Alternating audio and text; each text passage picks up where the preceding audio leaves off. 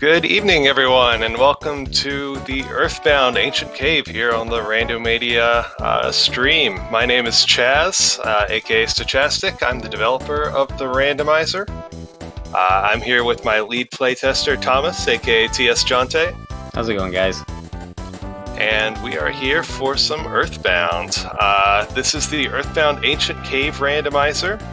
If you're not familiar with that, well, first of all, if you're not familiar with Earthbound, it's a pretty cool RPG from 1995.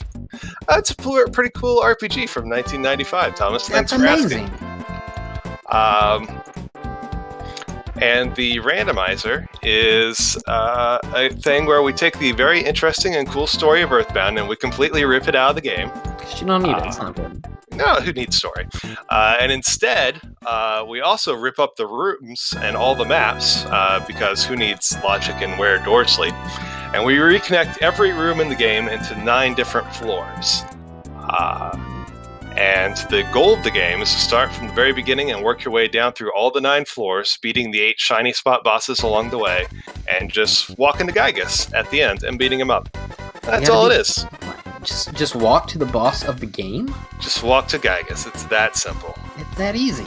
It's that easy. It takes like 3 hours and 30 minutes, apparently. Well, we'll see how long it takes. Our 2 runners today, RyuSeishin and Edgeworth. Both I know have played the Randomizer before. We actually have a tournament going on in the Randomizer community right now, the Earthbound Super Series, that is on its final match. This weekend. Yeah. But this is just a match special for this Randomania stream. So I am looking forward to it. I think it's gonna be pretty good. You might notice that we've got some different characters walking around. One of the things that you can randomize in the Randomizer is your player characters. So it looks like we've got Bubble Monkey is being our Ness.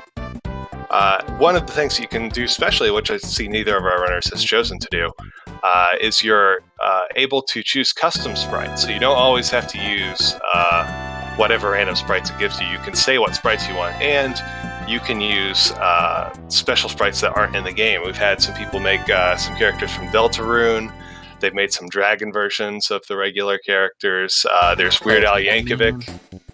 Yeah, so it's pretty fun, but I see both of our runners have decided to stick with the random characters they've been given. So we'll have a Bubble Monkey-led run tonight. It's his turn to shine.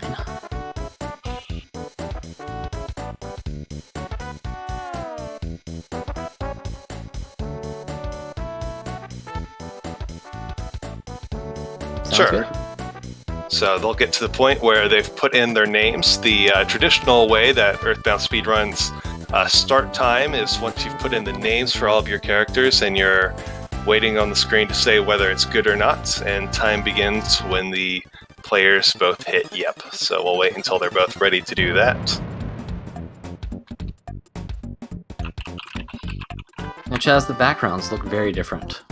Yes, this Randomizer changes a lot of different features. They'll change battles, they'll change level ups, it'll change backgrounds. And little known fact, the background of the naming screen is actually a battle background. So when you randomize the battle backgrounds, you get this screen's background randomized too. So it's not the normal blue and yellow?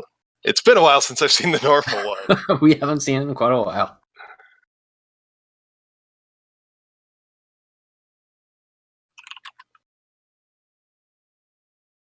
Now, Chaz, what if I want to listen to, say, Dungeon Man all the way through the game? Could I do that too? Can I randomize the music? You can randomize the music. That feature is not currently a default feature, so I don't believe either of these runners have it on. But it is possible.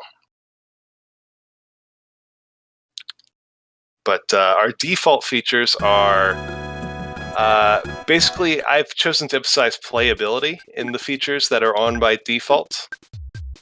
So it's a selection. It's not totally wild. If you might be familiar with Tomato's old Earthbound reshuffler, which makes things just go totally haywild. much to the point where it's not possible to beat the game anymore. We don't go that far. We emphasize playability. Every randomizer run should be able to be completable. And the selection of flags that are on by default make for a good, enjoyable gameplay experience. You can turn them up for extra wackiness if you want, but I think our defaults are in a good position. Alright, Ryu's got all his names in and is ready, just waiting for Edgeworth to put in all of his names.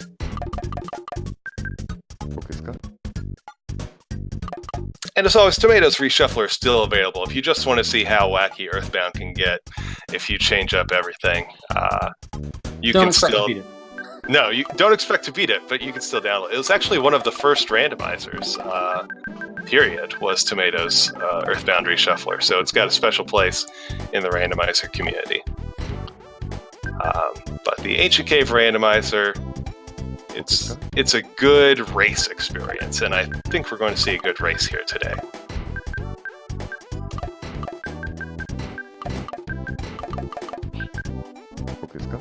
They both think randos are the coolest thing? That's amazing. That's amazing. Alright, looks like both of our runners are ready for the countdown to begin.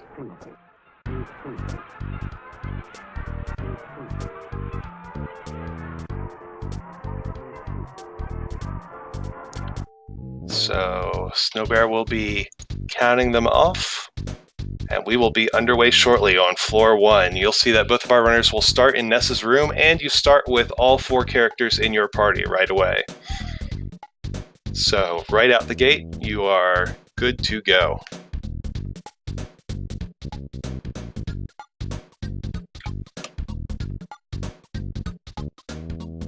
And we've cut out the intro cutscene and most cutscenes altogether. There's one cutscene left if you happen to stumble into the right theater, but let's hope so. Let's hope we see the show.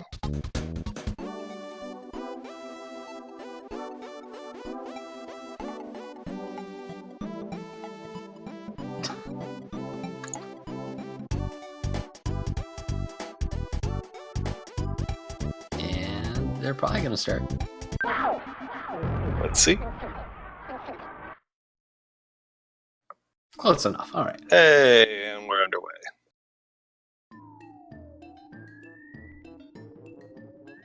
Snowbear, you're unmuted, by the way.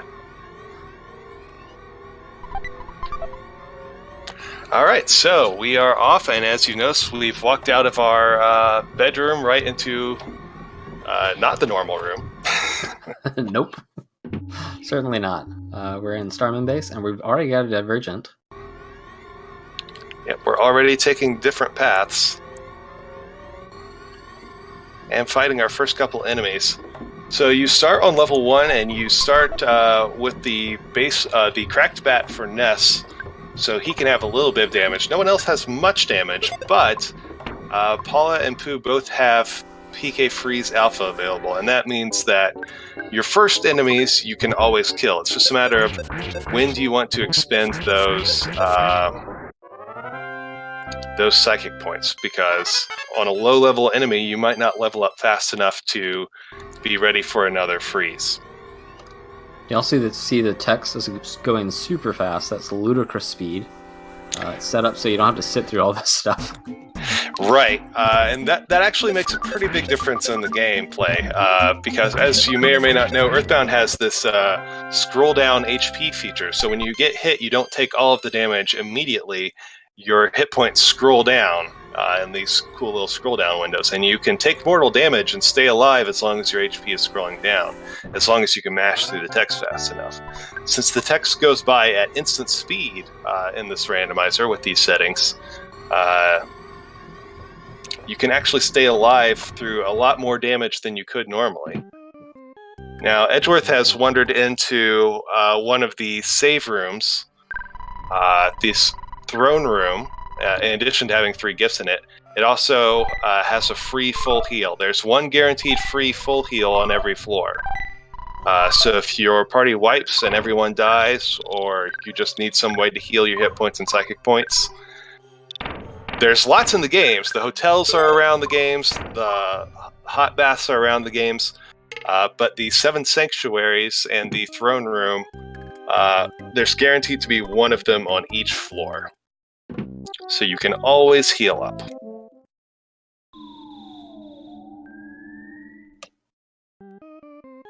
So right now, there's not much that's going to challenge you on floor 1. And there's not many items to find either. Item boxes are randomized. And they're progressive in a general sense, in the fact that you'll normally find weaker items before you'll find stronger ones. There's a little bit of randomization in it. But generally, there's not a lot that you care about finding on floor 1. Just a Casey bat. Yeah, the Casey bat is the it's a wild card. The wild card on floor 1. But it doesn't look like anyone's found it. Edgeworth has found our first shiny spot, so he's already found the end of floor 1, and we can see our boss is the flatulent gangster. Okay, that guy. Yes, with a somewhat difficult to look at battle background. So the 8 shiny spot bosses are not the same bosses they normally are. You can have a large variety of bosses can end up in the shiny spots. The big question is whether your 8th shiny spot boss is going to be Carbon Dog Diamond Dog or not. That's the toughest boss in the game. We're hoping for a dog seed. Yes, 26% of seeds are dog seeds that have Carbon Dog as the 8th boss, the hardest boss in the game. So most of the time he's not there. It just kind of feels like he's always there. Always looming. And Chaz, with the bosses, they're not the typical. Obviously, they're not always going to be the sanctuary bosses. But what are some other bosses that you could possibly get? Well, the weakest boss I think you can get is the Worthless Protoplasm. Is the weakest boss you could possibly get. Mm-hmm. It's basically anyone that you could fight in a scripted battle normally in the game. So all of the normal bosses. Whether they're normally sanctuary bosses or not. So, for instance, Starman Super, Starman Deluxe, Master Barf, anything that might feel like a boss fight in Earthbound might now be guarding one of the shiny spots. Ryu pulling out Thunder with Pooh because he faced 4 enemies. So this is something that you might not know from normal Earthbound. The odds of Thunder hitting are dependent on the number of enemies. It has 25% chance per enemy. So if you have 4 enemies, it's a guaranteed hit. And there were 4 enemies on the screen, so he did a Thunder Beta, 2 Thunders, 2 guaranteed hits.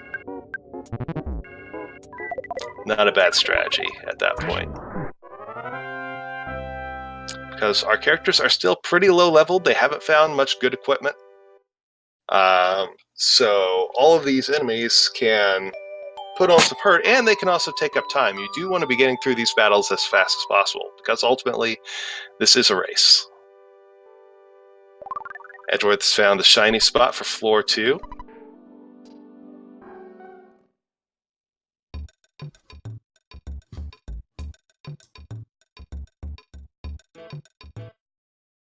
As I wasn't looking, did Ryu find the find Frank? Did, but he's found it, but he lost Paula, so he's gonna, or excuse me, the hippie.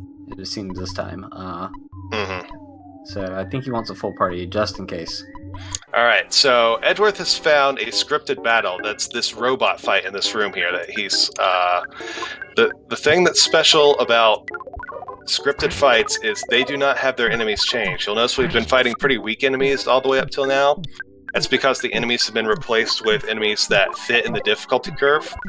The normally spawned enemies. The scripted enemies, however, like this robot, are not changed. So this robot is a lot more difficult than the other enemies he's been facing, but he managed to defeat it, which also means it has a lot more experience than the other enemies. So he's going to get a lot of level ups right now. He's going to feel pretty good about getting to, I'd say, probably floor 4, with the level that he's at currently. Right, so that was a risky battle, but now that he succeeded, he's going to be pretty set for this floor. He finds the vendor. All of the vendors have been changed as well, so this is not the normal equipment setup for this vendor here in this back store. You're normally hoping for big bottle rockets or multi-bottle rockets or super bombs at this point when you find these guys. We got some big bottle rockets here. We're going to see if he's going to pick some up. He's also going to sell some items and clear some junk out of his inventory. Certainly doesn't have the cash right now, but later on.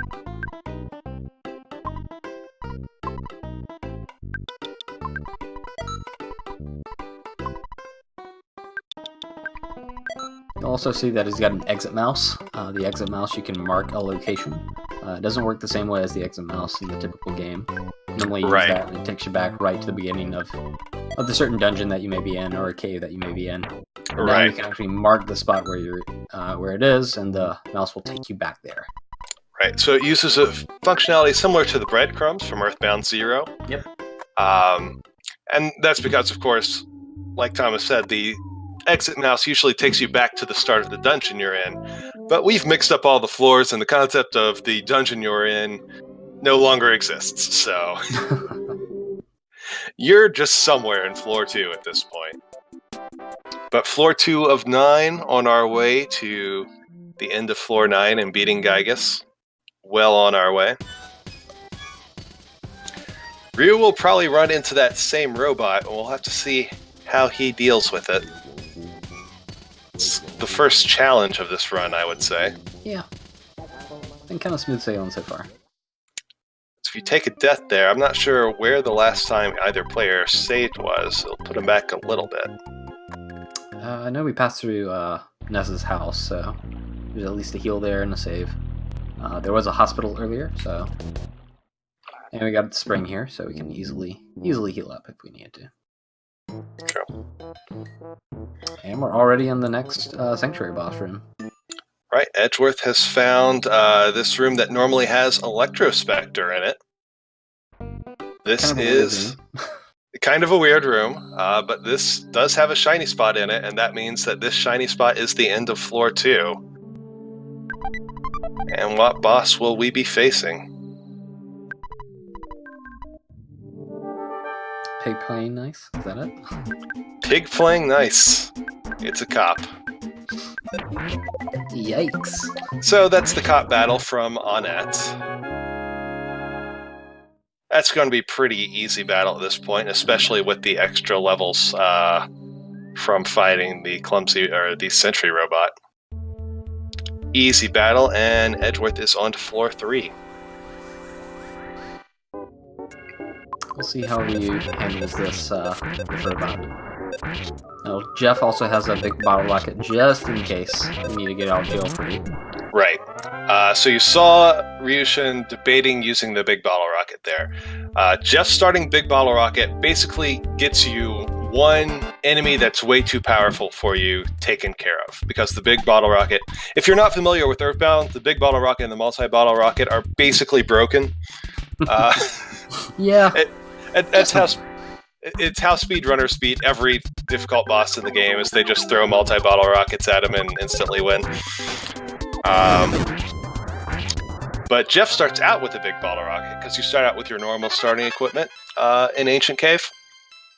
So you basically have one good shot, and you can either use it on these sentry robots or try and get by with Just Freeze. Just Freeze is risky, and you saw that was the last freeze that RyuSeishin had available. Mm-hmm.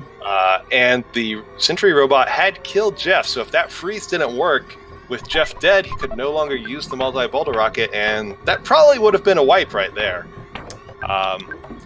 But while Jeff's text was ticking down, the last freeze manages to kill the sentry robot. So RyuSeishin, barely squeaks out of that one. But all these extra levels from killing the robot are going to mean the rest of his floor 2 will be nice and easy. And without that fast tech speed, that would have been pretty much a game over from there. But yeah. So thanks, Shaz, for implementing that. Hey, making this pretty much possible. Back in my day, we didn't have that. So, like I said, our runners are looking for chests at this point. They're looking for equipment. About 2/3 of the chests will have equipment in them. The other 1/3 will have consumable items. Some special equipment they're looking for around these floors are Franklin badges. There's one Franklin badge may appear here around floors 2 or 3, maybe 4. Another Franklin badge will appear later around floors 6, 7, or 8, possibly. So either 0, 1, or 2 Franklin badges may appear in chests. And Franklin badges, if you're not familiar, they reflect lightning attacks. And that's crucial in this game for the Gigas fight at the end. One of Gigas' attacks at the end is a lightning-based attack, and the Franklin badge is the only way to stop it. You hope for at least one. But you can get 3. There are some seeds where you can end up with 3. Yeah, it's possible to get 3.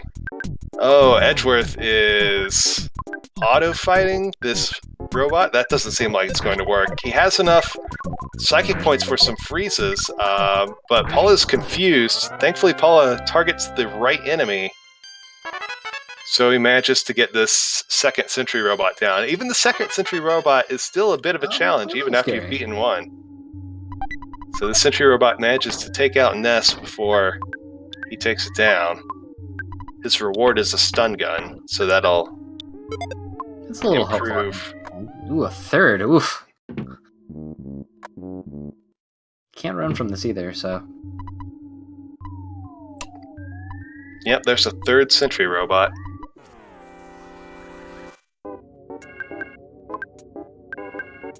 But it takes it down pretty quickly.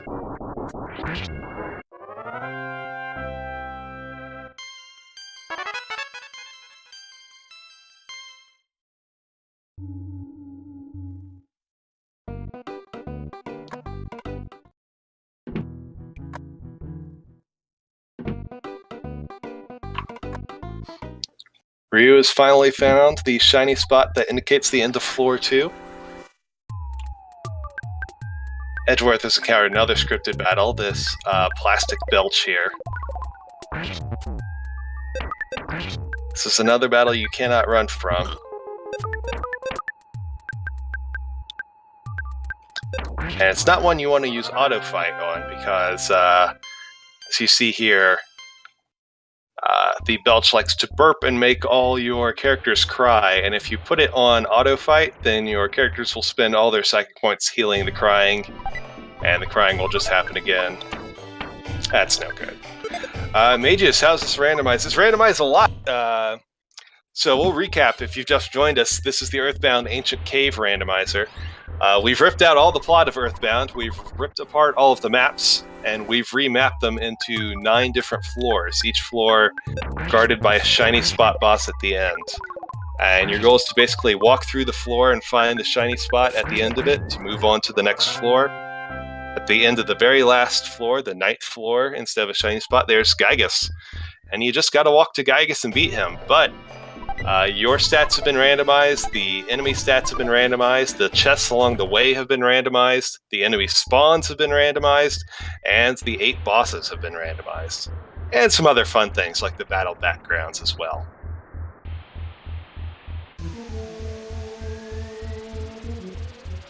Looks like Edgeworth's controller is inverted right now. Right. He has been mushroomized, so he's got a mushroom above Paula's head. And that means in addition to a 50% chance that Paula will attack her allies, in addition to that, every once in a while, your controllers will change directions on you, and you have to figure out how to hold your controller to move in the right direction. And it can be a bit of a challenge. He did get a green swirl, though. I mean, worked out for him right there. Oh, he's having some trouble. Now, I did pick up the pencil eraser, which is an interesting little thing. We haven't talked about it a lot because they're doing all floors or no skips, but you might encounter something like the pencil statues or the eraser statues, or meet a character who's in your way.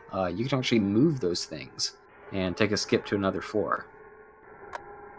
Right. And just as as a way for fun, that these two runners have agreed that they're not going to do any skips.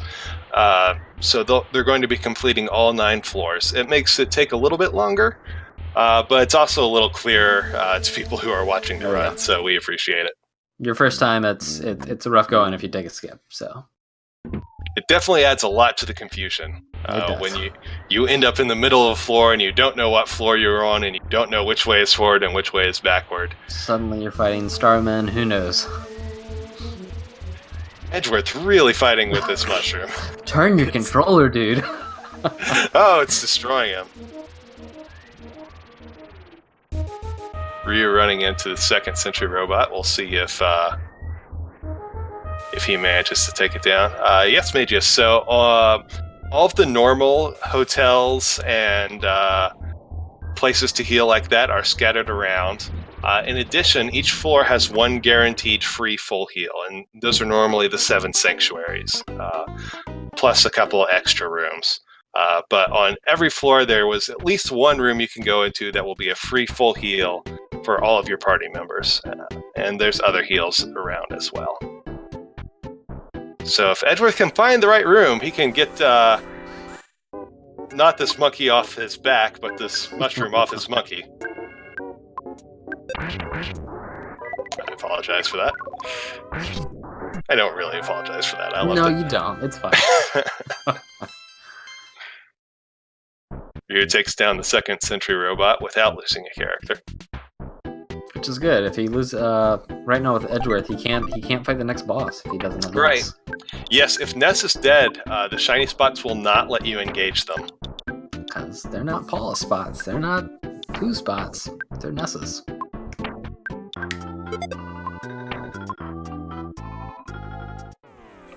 Edgeworth had a pretty good lead here, but Good.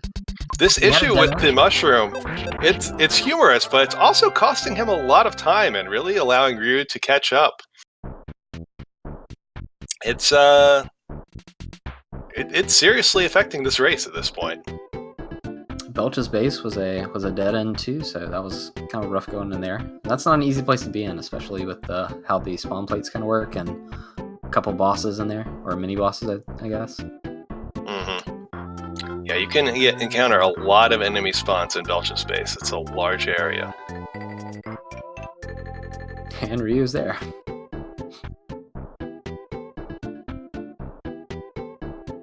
So he is behind, but this mushroom is giving him a good chance to catch up.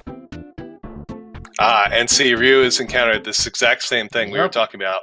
You can't use auto-fight against these Belches. Your characters will use all of their psychic points healing this crying status, and they'll just get it right back again.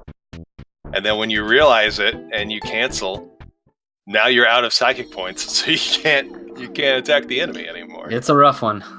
It's one of those things that takes a couple times before you realize this is no good. You can't auto-fight this guy.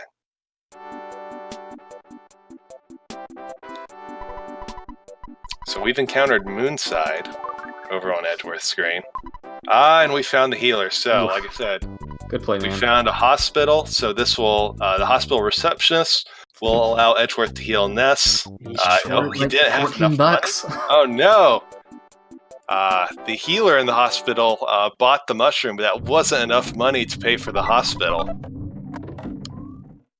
So if you can find an ATM or someone to sell some junk items to, you can get Ness back alive. At least the mushroom's gone.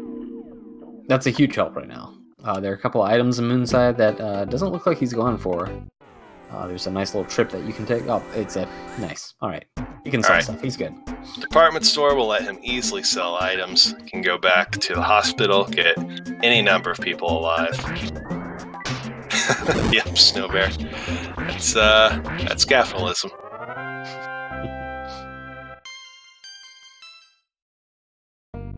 Bunch of zombies for both players.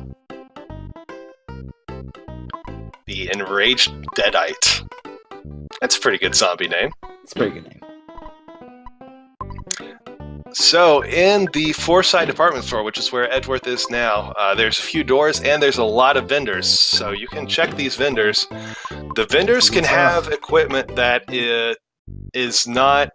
The vendor equipment does not matter what level of the cave you're on. So in the chests, you'll find usually weak equipment on low-level floors. The vendors, just because you're on a low-level floor, see, there's an ultimate bat. It doesn't matter what floor you're on. The vendors will have whatever items they have. Normally, they're somewhat related to the items they have in the normal game, just somewhat randomized. But you can get a lucky seed, and you can get, find an ultimate bat pretty early on. It's just a matter of, do you have enough money for it? And I don't know how much he has in the bank, but there is an ATM in the department store too, so he could check his ATM, see if he has enough money for that ultimate bat. That'd be pretty helpful right now. It's not going to look like an ATM though, but yeah. Even the sprites everywhere are mixed up, which is pretty great. So you could just go up to, I don't know, a dead Paula and take out some money. Well, there's Snow Bear. There's only 2 ATMs with fees in Earthbound. They're 50% fees, so they're pretty steep. But the department store is not one of them. It's a free one. It looks like either Edgeworth doesn't know that that's an ATM up there, or he's not interested. It's that dead zombie on the floor there. It's not a dead zombie. That's an ATM. Ryu is... taking the... looking for the right portal to get the chests. That's not the right one. This guy in front of the hospital. There's another one, but no one ever takes that one. He sees this chest. He's wondering how to get to him. It's the guy in front of the hospital. That's the one you want to talk to.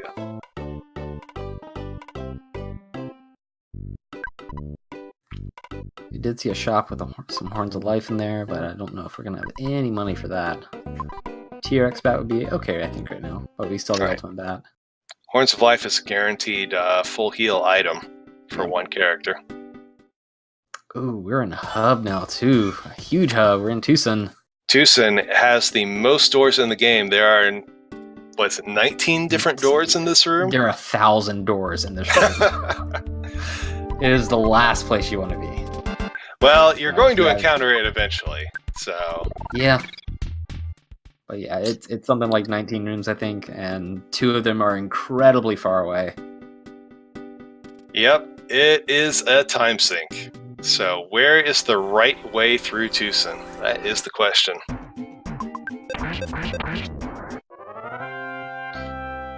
Ryu's going everywhere in Moonside.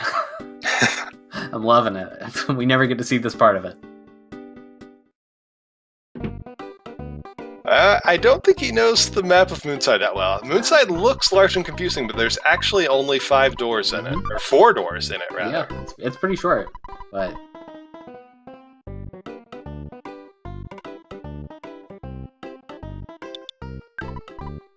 Edgeworth checking out these items. Broken cannon could be repaired into the bazooka. But the issue is that your stats have been randomized, so usually Jeff is not going to have the IQ to be able to repair anything. Additionally, you're not usually encountering hotels as often as you are in the normal game. Hotels are more valuable for the phone than to stay, I would say. Right. Saving is important. Save your games, kids. Because if you die... Part of the issue with Randomizer is you've got to remember the path back from wherever you last saved to wherever you were when you died. And the longer you go between saving, the longer that path is going to be. And often you don't need to just remember the path back to where you were. You need to remember a path to a heal and then back to where you were. Edgeworth has walked into, this is the Dungeon Man room, that Baker lady on the wall is normally Dungeon Man's face. This is also a free full heal room. It's like one of the 7 sanctuaries. Talk to the face. Talk to the face, get healed. Will you heal me?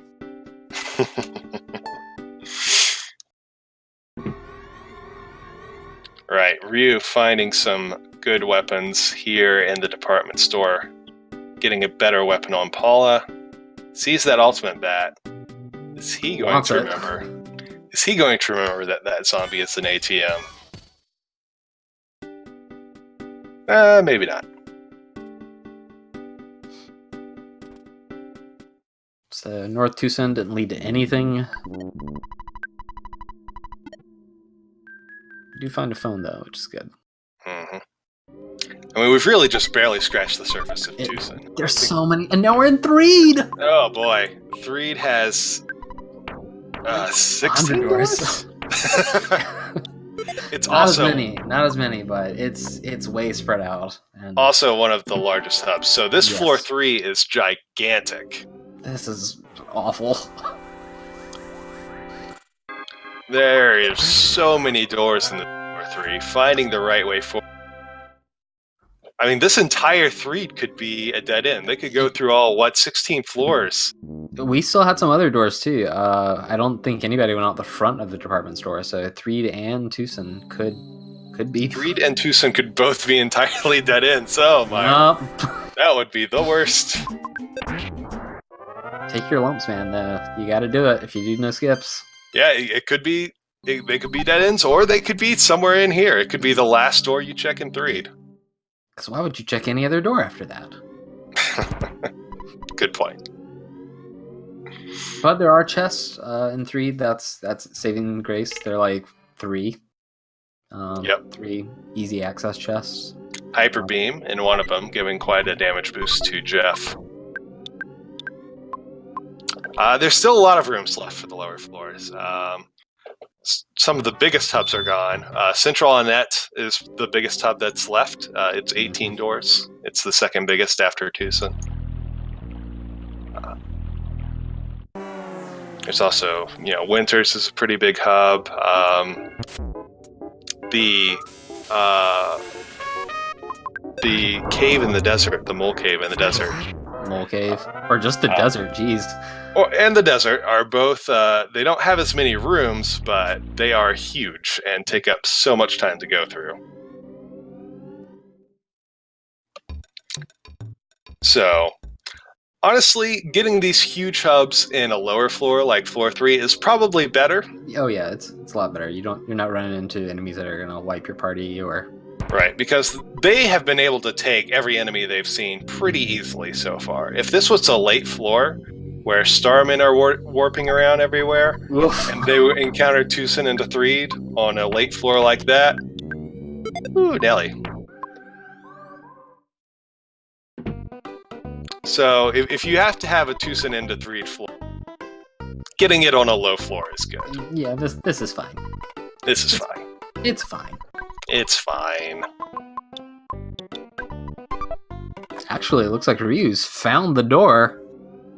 Oh! Well, this could be a huge time save.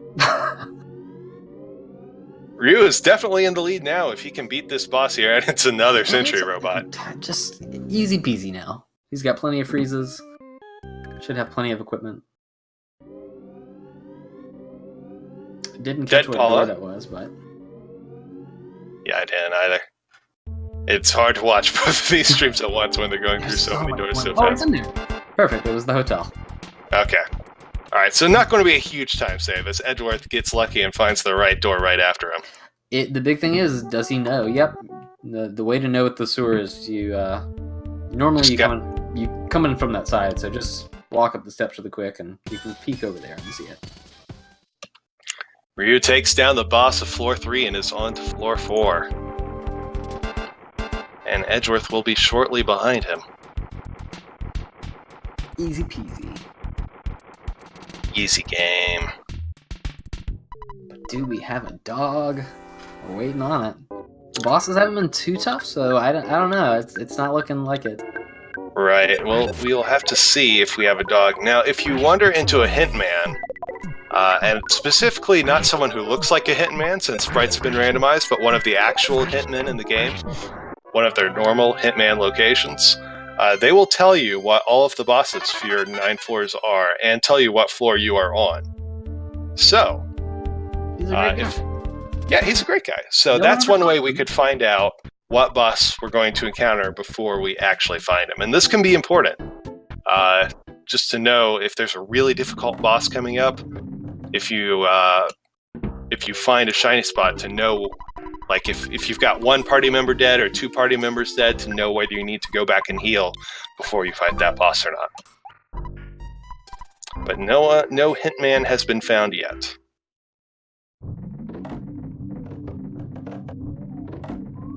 So we're both on floor 4, and it's a pretty tight race right now. Ooh, red swirl on this tree from Edgeworth. It's okay. He's got plenty of health, I think. No, this might go down, but... Oh yeah, it's a tree too.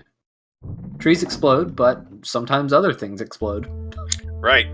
So, as you may know, in Earthbound, normally the trees will explode when you beat them.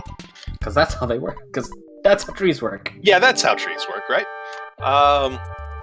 But in the randomizer, the explosion chance has a 1% chance of being changed. So trees have a 1% chance of not exploding, and everything else has a 1% chance of exploding.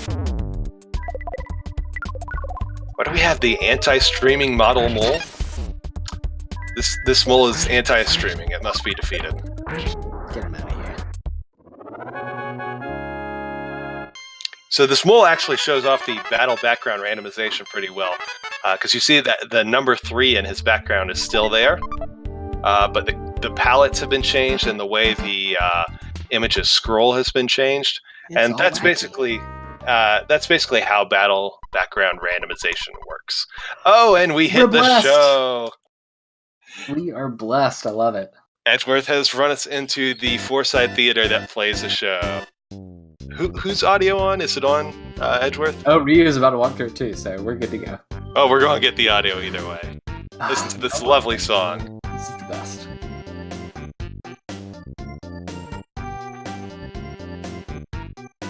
No, we're good. Oh, Edgeworth is good. Bow. Beautiful. It's a great song. The speedrunners who play this game actually don't mind hitting the show because this is one of the songs that you don't hear in the normal speedrun of Earthbound. Just because of the way that you go through the events, you hear the other 2 shows, or other 3 shows, I think. There's 4 shows total. You hear the other 3 shows, but you don't hear this one when you're doing a normal speedrun, so...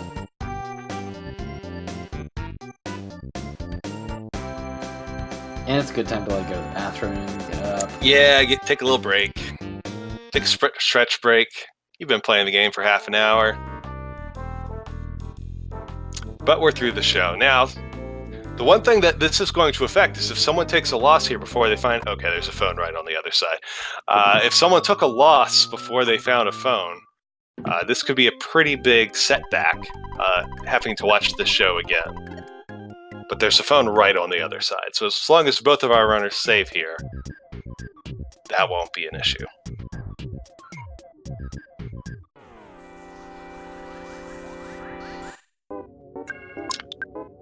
So we're fighting a bunch of ants, or embarrassed formids, if you will. Poor little guys. They're so shy and blue. They wouldn't normally be blue either. Yeah, palette randomization is on. It's one of the best things about it. For enemy sprites.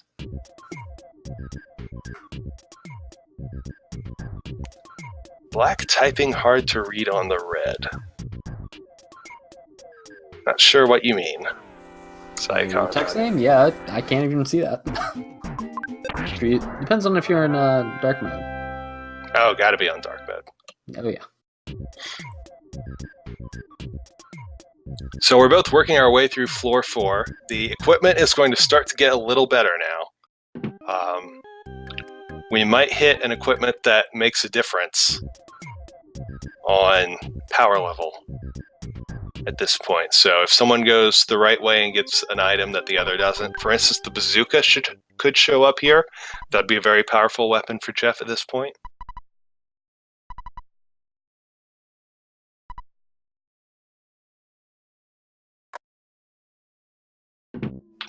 Other than that,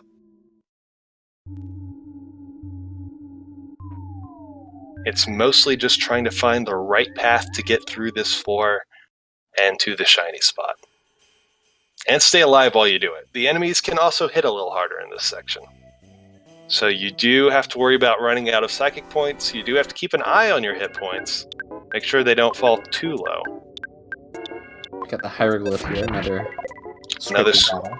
Right, so again, this is an enemy whose difficulty is not dependent on the floor you're on. It's just as difficult as he is. It's got lightning, it gave you a cold. But at this point, they've got plenty of levels. Are they up? 20? Yeah, they're fine. Yeah, he's not too bad. Trout yogurt, you could just drop that if you wanted to. Or you could eat it. If you're gross. It's delicious. Verdict's still out. It's Master Porky's favorite. Edgeworth has found the shiny spot room, but it's the big shiny spot room, so it's going to take him a bit to get to the shiny spot. This is the boss that you normally find just outside of Happy Happy Village, where basically the entire dungeon is on one map. So he's going to work his way through, but we're eventually going to get to a shiny spot.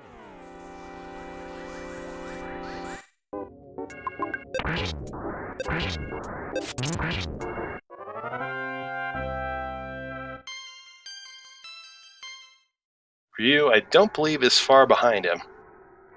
It's like 1 or 2 rooms back at this point. There you go. Sorry, Jax, I didn't see your question. Yes, there is a run button implemented in the randomizer, so you can hold Y to run at skip sandwich speed. Between that and the instant text speed, it really speeds up the runs a lot.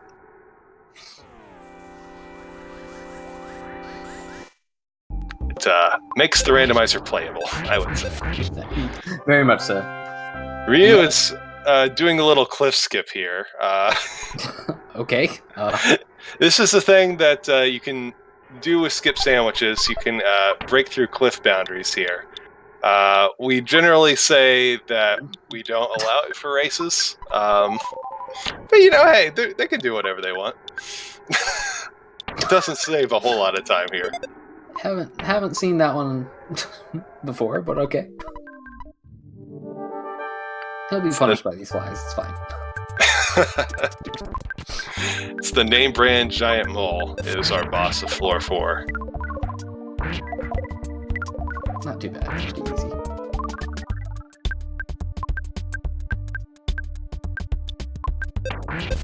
The rabbit's foot is huge for Jeff. Right, so the rabbit's foot increases Jeff's speed, and the damage output of your big bottle rockets and your multi-bottle rockets is going to be dependent on Jeff's speed versus the enemy's speed. So the speed boost from the rabbit's foot makes the multi-bottle rockets much, much stronger, and makes them basically able to one-shot even the most difficult enemies, or maybe two-shot in the case of Carbon Dog or Diamond Dog. Edgeworth on floor 5. Ryu probably not far behind him. That didn't look like a very difficult boss.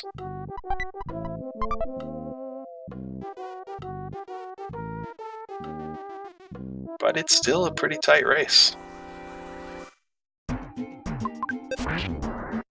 These enemies here in the Brick Road Maze, most of them are scripted enemies, so they only have, like 20, 30 HP. Maybe. They'll be easily taken down. But Brick Road has items, so it makes up for it. Yeah, it's got a few items. Just takes you some time to fight these organic ducks.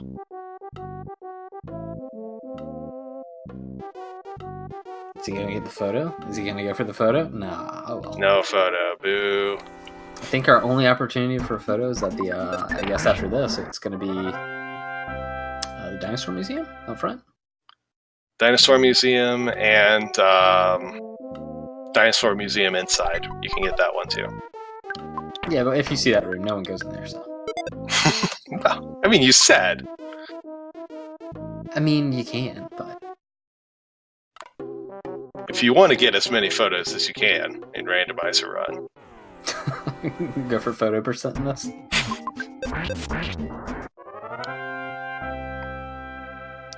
So yeah, this room's a little slow. Not much to say unless you get item chests here. Damn, we haven't. No, we have. Okay, Pixie. All right. Pixie's bracelet is not nothing.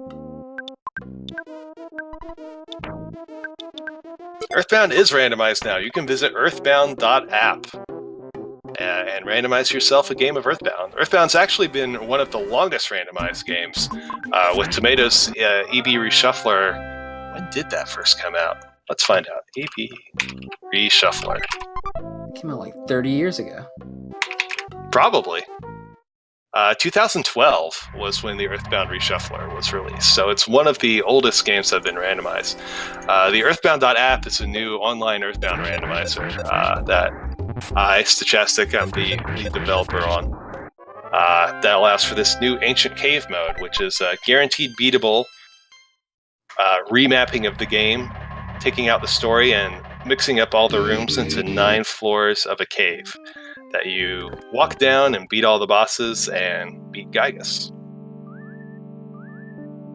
Pokemon was randomized before Earthbound Reshuffler, I believe. I believe that's correct. But the Reshuffler was definitely one of the early ones.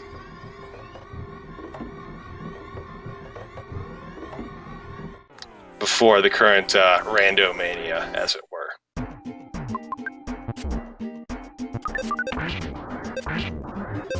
Not gonna laugh at any of my puns tonight, huh? Alright. Too focused on this match, man. Like, these nooses causing a nuisance. That's not a pun. That's worse. Not anything. No, it's even worse, right? That wasn't anything. Well, there's a lot of spawns in that room. Talk a little bit about the spawn plates, because you've changed up on that too. You've made it worse. I've made it better, thank you. The enemy spawns have been randomized. That includes, basically, you'll find enemies in a progressive fashion. So even though you might encounter the room where your robots very early, like RyuSeishin is in it right now, you won't be fighting the endgame enemies here. You'll be fighting enemies appropriate for floor 4, because you've encountered this room on floor 4. In addition to that, the spawn plates, the actual locations where enemies can appear, have been changed. So some rooms in which, in the vanilla game, there are always enemies, there may not be any enemies, and some rooms which are normally safe, like houses, may have enemies. Not safe anymore. Not safe. This can be a rough fight, this fight with the coffee cup and the 2 LPs. If you're playing vanilla Earthbound, this is a fight that ends a lot of runs. But Edgeworth has enough psychic powers to take it down. Now, RyuSeishin is in the same room with a lot of spawns. So many spawns. This is not a fun one to be in. No, because these belches can call for help, they can slow you down. Can't run from this either, can you? I believe this is one you cannot run from, yes. So you just gotta take him out.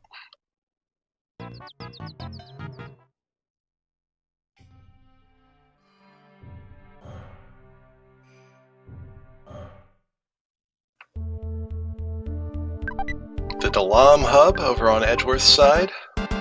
Pretty easy. Not too many doors, and they're all organized in a nice line, so you don't get lost. I mean, you can get lost. Oh yeah, you can get lost anywhere. It's less likely. A Gelato Day Resort. Checks you do start with all 4 characters right out of the gate. They're all level 1, but they do come with their starting equipment.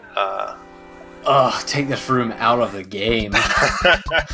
We're into the worst room in the game. Oof. Edgeworth has encountered the Lost Underworld. It's an easy room. There's only 2 doors. You don't have to go through most of it. But it's so slow. It's very slow. Run. Look how slow we're going. We go very slow, and the enemies can be very fast. So it's much harder to dodge enemies. However, the 2 doors are both on the same side, so you don't have to go through a lot of this room. But Chaz, the items. There could be items. What if you're on floor 9? if you're on floor 9, the items in this might be very good, and you might have to walk all the way around the 9 enemies to get the items. And they've got some heals in there as well. They've got the geysers can pretty much full heal you. You gotta take 2, but... There's a phone down there. It's not that It can bad. save you some time. But it's slow. It is slow. It's a lot of nooses over on Ryu's side. He's trying to decide what to do about it. You should fire him. Fire is the correct choice. Maybe he's trying to decide what to do. There we go. There's the hitman we're talking about. All right, so Frank Cop, Robopump, Kraken for spot 6, Evil Manny for 8, and Master Barf for spot 8. Not bad, not bad. So this is not a doggo seed. We will not be seeing Carbon Dog and Diamond Dog. Arf, arf. So sad. But Kraken into Evil Manny into Master Barf isn't the easiest either. I don't recall what floor 5 boss is. That was Robopump. Robopump. So floor 5 will also be an easy boss. 6, Kraken, is where we will start to see some difficulty. 6 and 7 are probably going to be the worst. Master Barf, you know the benefit of beating him. I think you're going to get Auto Star Master after that, right? Yes, when you beat Master Barf, Pooh automatically learns Starstorm Alpha. So that'll be nice. When they're on floor 9, they will have Starstorm Alpha.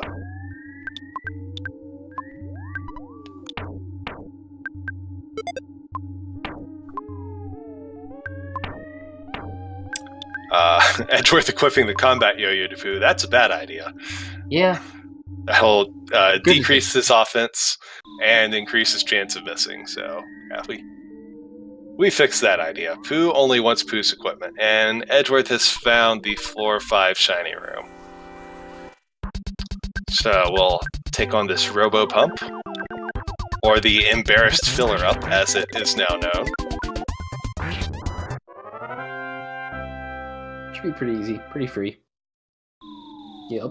Easy game.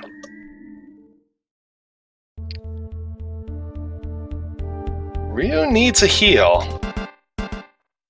With Ness dead, Ryu will not be able to get past the floor 5 shiny spot and make it onto floor 6. And I didn't see Edge walk through any, so... Well, the geyser. Yeah, the geyser. geyser. The right geyser. Unfortunately, not the geyser that's down here. The geyser that's down is only an HBPP geyser.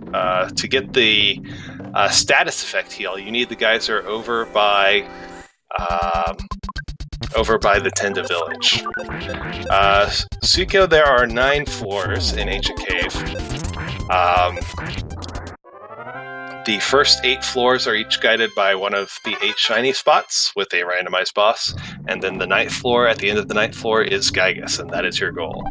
You do not still get the crapload of XP if you have to fight Evil Manny. He's just a hard fight, and that's all there is to him. Or, sorry, Ness's Nightmare. Was that Evil Manny or was that Ness's Nightmare? It was Evil Manny. Oh, well, then that fight will be easy. Yeah. Evil Manny's after Kraken?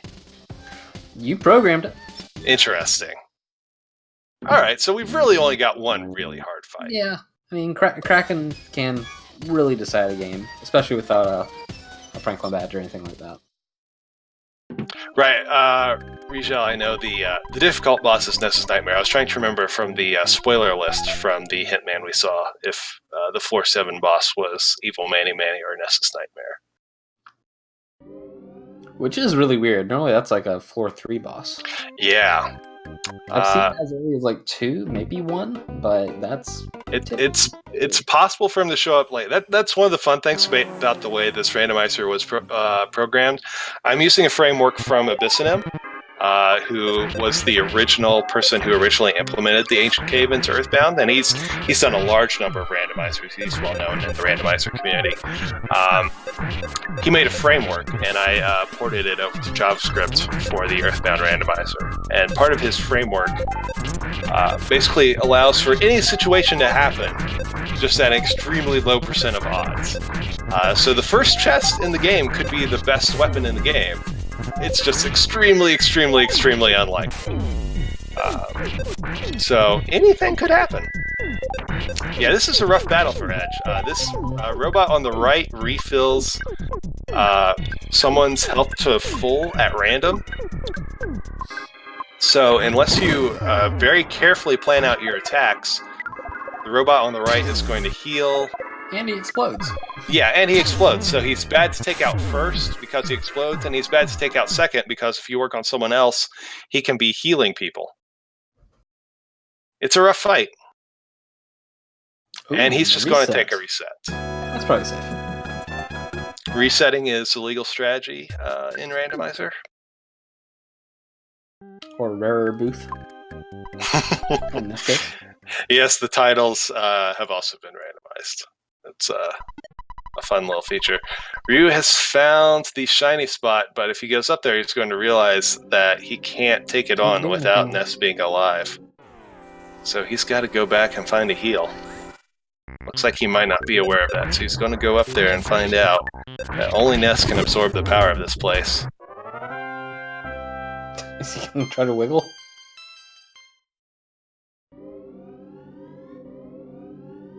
No wiggling.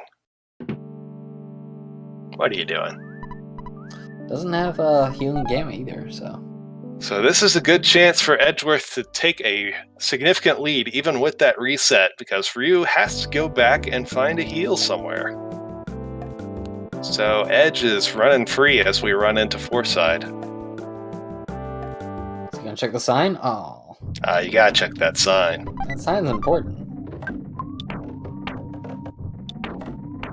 Chair band? It's a good band. I don't like their early stuff, though. I gotta laugh. Woo! Support your local music scene, guys.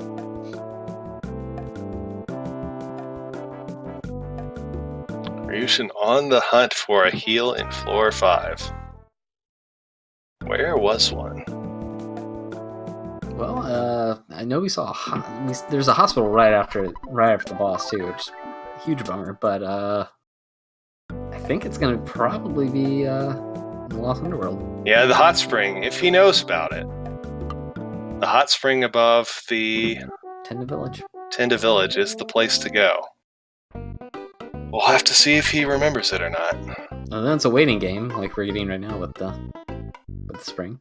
Right. You'll have to wait for it to show up, but it's going to be faster than just checking random doors and hoping. Because the further you go back, the further again, every step backwards you take is another double time loss because you're going to have to take that same time going forward. You gotta walk through this room again. Yeah, walk through this room again. This is rough. Edgeworth on the free roll right now, as long as for you. And it looks like he's not going for the hot spring, he's just going back. It's gonna be a long hike, but... Where will we find a heal? We need to find one fast, because we are losing time.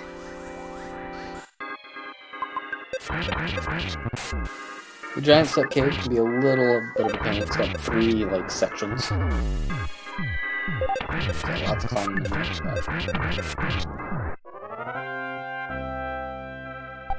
Nope, that ladder is not no ladder. fixed.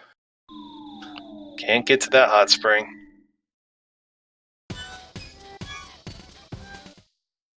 All the way back through this room. Yeah, the hot spring in Lost Underworld was the way to go.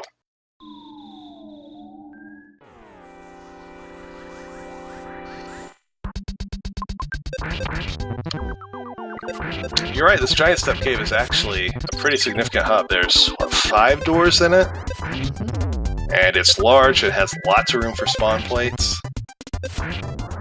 You don't think about it because it's just, it's just the first dungeon, but there's nothing there. When everything's randomized, it can be a pain. Now it's full of crocodiles.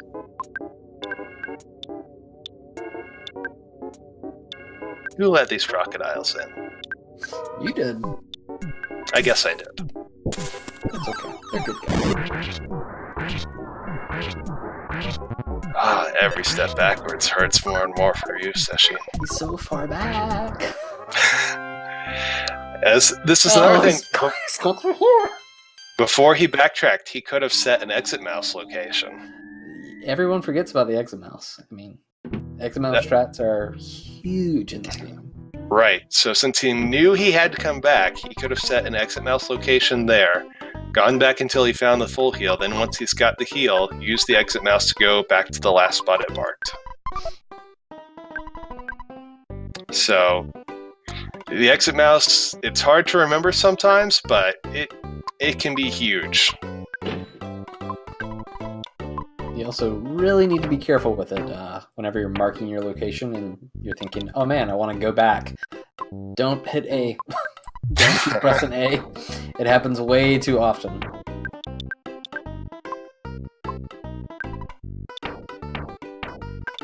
Yeah, be careful with your menuing. Oh, we found the full. Alright. So all the sanctuary spots give you a free full heal. So this will get RyuSeishin back in order. Now we just have to go forward, not lose anyone, get back to that shiny spot we found, and take it out. And we'll be on the same floor again. As long as he remembers the path. Let's go and take a quick save here, probably a good idea.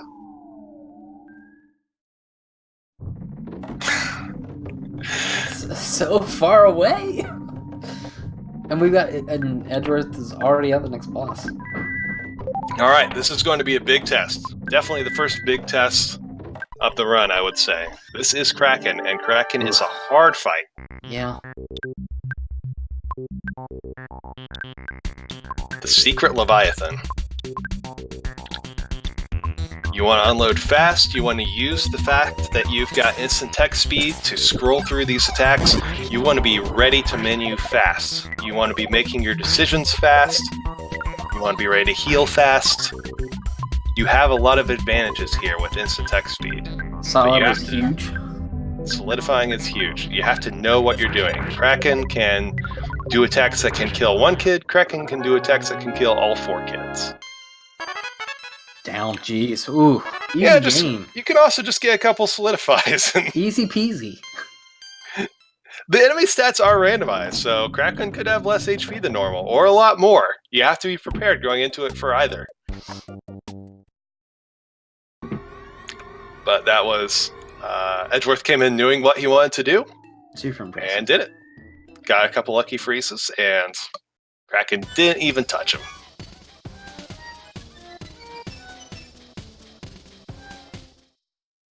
So that's a little unfortunate for Ryu. Ryu wanted Kraken to take some time for Edgeworth to give him a chance to catch up. Let's see a party wipe. Come on. Rude. Let's catch this up. Chaz, hack the game. Just hack it right now? Just do it right now. Those mooks are no joke either. Yeah, running away from the mooks is generally a good idea because the mooks can diamondize your party members. And diamondizing is basically equivalent to death.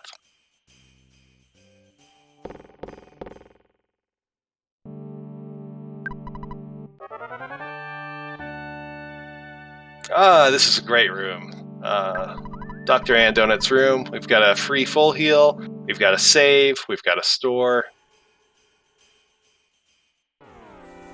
Skipping both. Well, you know. And a door, so... Huh. Well.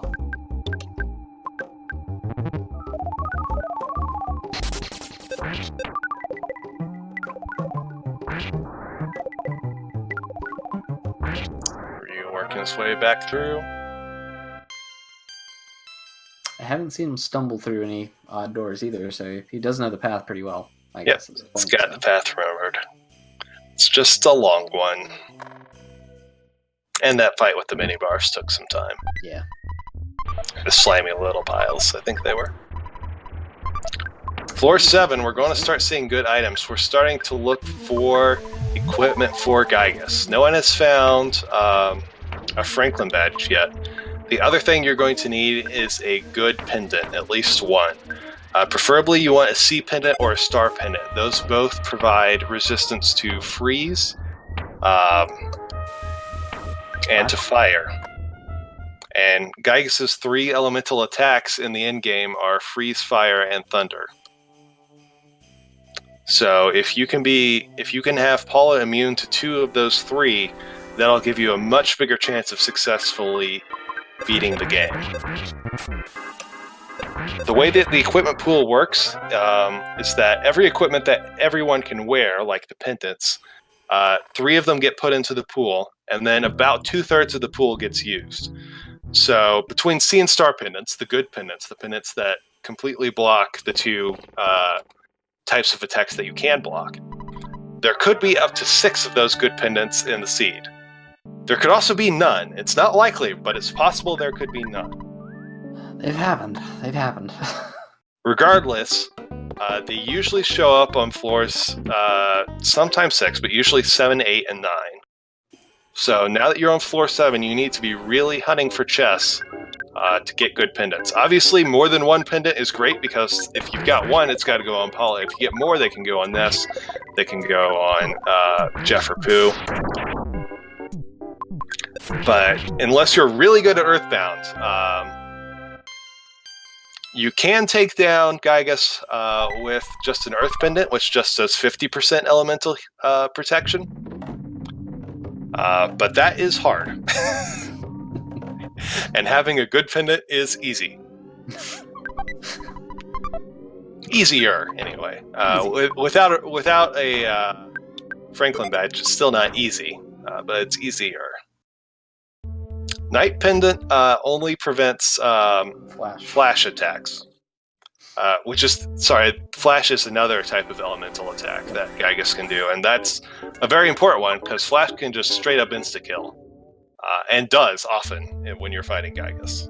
He also equipped that to Pooh, which I'm kind of surprised by, but... Yeah, it's a little surprising. Hey, you do you, man. You're in the lead. Go for it. Ooh, the Gutsy Bat. Probably the best bat that you have for Ness. Gutsy Bat is the #1 bat in the game, so that is a big find. Ness is going to be a beast from here on out. We're now on floor 6. Yep. So... we're not going to encounter a lot of difficulty with enemies, which is good, because enemies can get pretty dangerous on these later floors. When we're in floor 6, especially on 8 and 9, you have to normally avoid a lot of the enemy spawns, because even if you're highly leveled, the spawn enemies can be more difficult than the bosses. Oh yeah. Well, they are with the loadout that we have, so I mean. Yeah, and just the way that you can get enemy configurations, the Ghost Starman just starts off with PK Starstorming your entire party, just, for funds, right out of the gate, turn 1 every time. Yeah, that's fun. You can absolutely get some brutal random enemy encounters in these late floors. So having the Gutsy Bat doesn't actually make it a free-for-all. It just makes it, fairer. But some of those late game enemies, I guess my point is now with the Gutsy Bat, some of those late game enemies are now things that we can actually beat instead of things that we just have to run away from. Because Ness will be doing a lot of damage, and the Gutsy Bat increases Ness's guts by 127, which means you'll be getting smash attacks, the critical attacks, way more often.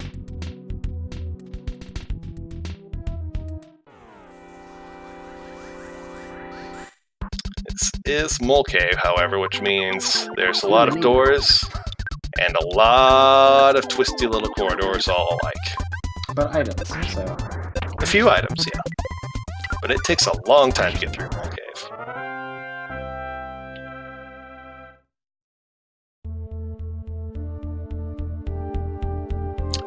Gutsy Bat was the first chest into Mole Cave.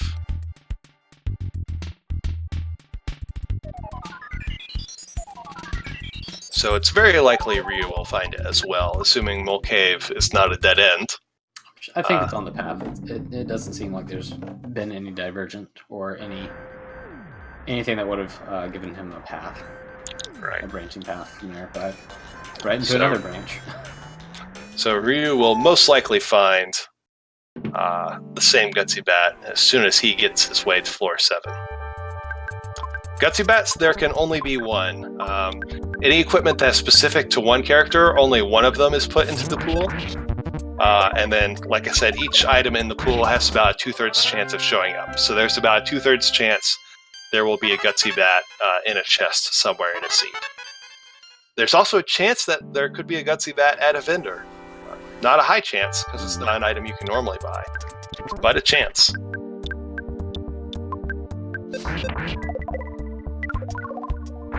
Edgeworth going to take out these scripted enemies here. Not going to give a lot of XP at this point in the game, but I guess they just offended his sensibilities by existing. He's just showing off. Oh, big bottle rocket in the bottle rocket. All right. Sure, why not? That works. Now his inventory is getting real full though, so that's... Yeah, there's a lot of junk. There's a snake. There's 2 snakes. There's all sorts of snakes in his inventory. Dude, why you got so many snakes? Ryu didn't check the sign. Didn't go for the sign. Killing me. He is checking... oh, no, I thought he was going back here to check this vendor. That's actually a vendor back along the back wall there. No one knows about that one. Everyone forgets about it. It is often forgotten. Sometimes you'll check the arms dealer, but he doesn't buy from you. You can only buy from him, I guess. So you can't sell anything.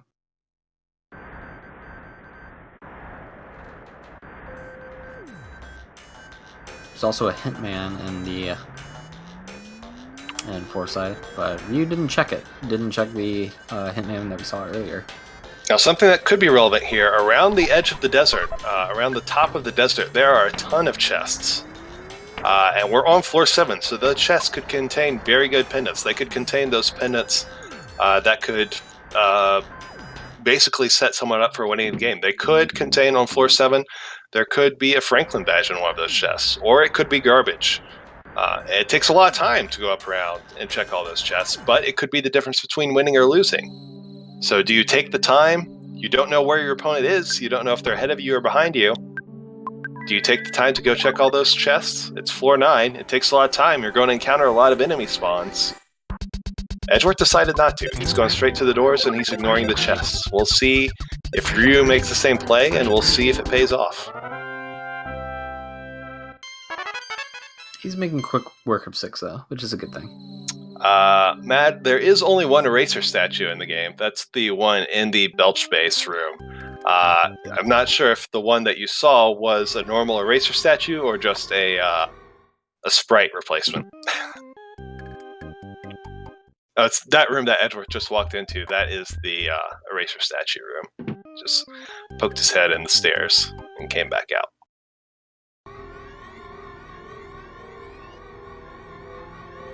Right, he's going to walk down to it. So that man there, that man is actually an eraser statue. So if you have the eraser, you can erase him out of existence. Poof. How rude. And take that skip. But as previously mentioned, our runners are doing a no skip. Edgeworth has entered Peaceful Rest Valley. Ugh. This is also... there's...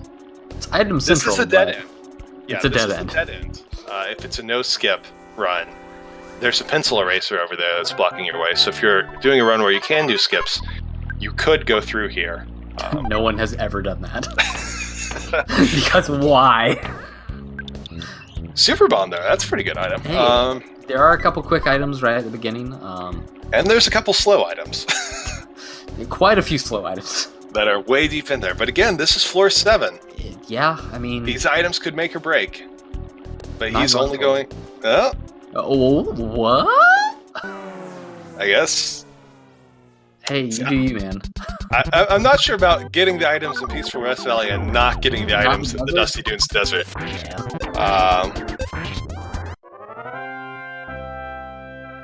But, you know, everyone can make their own choices. It's Randomizer.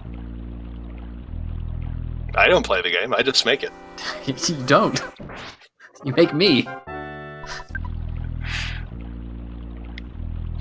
Okay, if you're just joining us, I'm Chaz, aka Sarchastic. I'm the lead developer of the Earthbound Randomizer that you're looking at today. Along with me is Thomas, aka TS Jonte. He's my lead playtester. And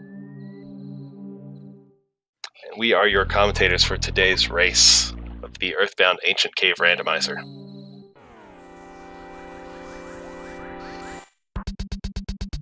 Lots of enemies right out this door for Edgeworth. There are foppies. Now here's the thing, enemy stats get randomized, and for some reason, the Fobby stats always seem to make them way, way, way, way more difficult than they normally are. So these chili boppies, they might just look like boppies, but they can kill you. They always seem to have a ton of HP. Thankfully, Edgeworth is... Yeah, Edgeworth is not holding back on his attacks. He's going with the fire gammas, so... a lot of people will hold back on their attacks. Like, oh, they're just foppies. I'll just auto-fight them. No. Auto-fight rarely works, but you know what? We do it anyway. Mad Matt, thank you. As I previously mentioned, the original version of this randomizer... the original Earthbound Randomizer was written by Tomato.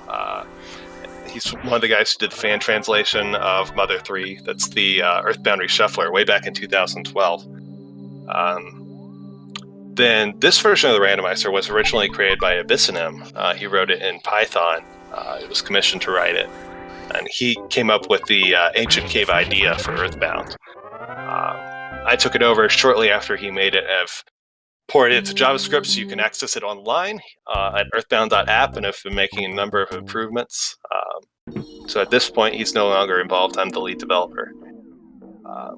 But I think between the three of us over all these years, because we've incorporated some of Tomato's ideas from way back when, and obviously the original Ancient Cave idea from Abyssinem, and the changes I've made, I think we've made a really quality product. It's a lot of fun to play and a lot of fun to race. So if you're interested, please go check it out at earthbound.app.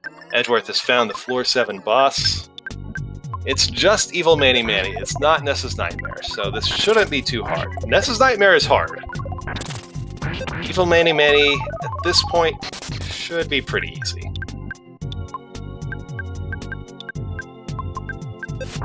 We'll see. Yeah, the super online sculpture. This is why you never want to be super online. And Edgeworth is on to floor 8.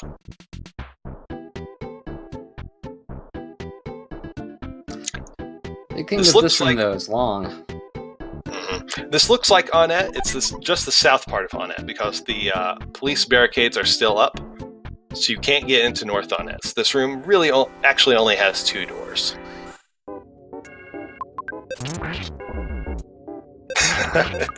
Good point, Hero Fire. SOS. I noticed that. And now, yeah, we're on floor 8. The enemies are hard. These guys are just lobbing bombs. Lobbing lethal damage everywhere. Auto fight and instant tech speed is saving our butts here. Oh, yeah. But that was a lot of damage. That was a lot of psychic points that got eaten up by auto fight's heals. It's fine. There's a full heal. Somewhere. Well, sure, somewhere. Bag of Dragonite's gonna be a huge... Yeah, we'll drop a hard hat for a bag of Dragonite. That will be pretty useful in the Gigas fight. Ryu is at the Kraken fight. We'll see if it goes as smoothly for him as it did for Edge. Did he ever check a Hitman? I know he saw one, but he skipped it. I don't think he did, so I don't think he knows what's ahead of him. He's hyping himself up. He's contemplating the realities of life in the universe. I can only assume. We're checking the spoiler log. You never know.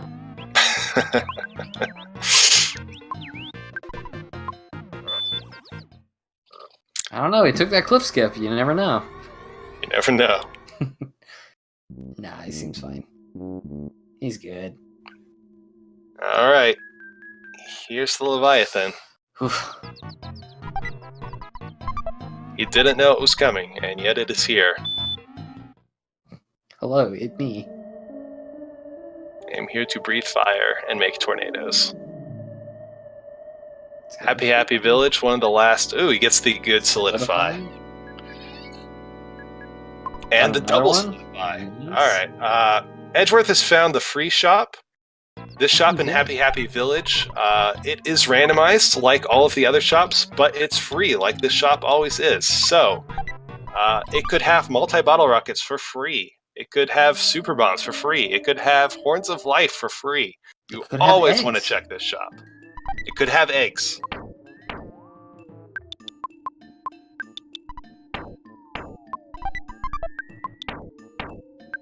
He's being saved by these solidifies. It's great. I think he's got it after this round. Pretty sure.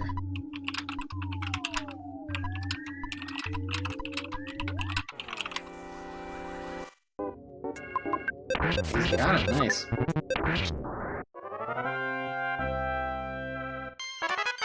Well, that's big.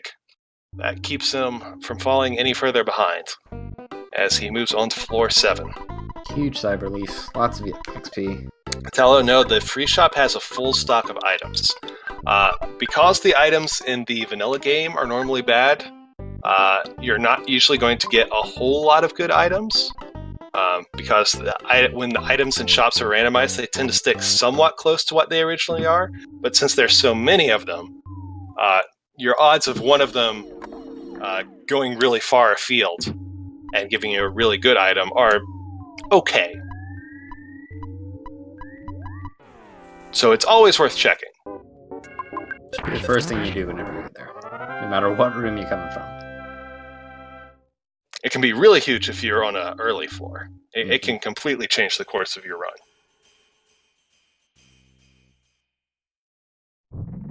Ah, the Orange Kid Monument.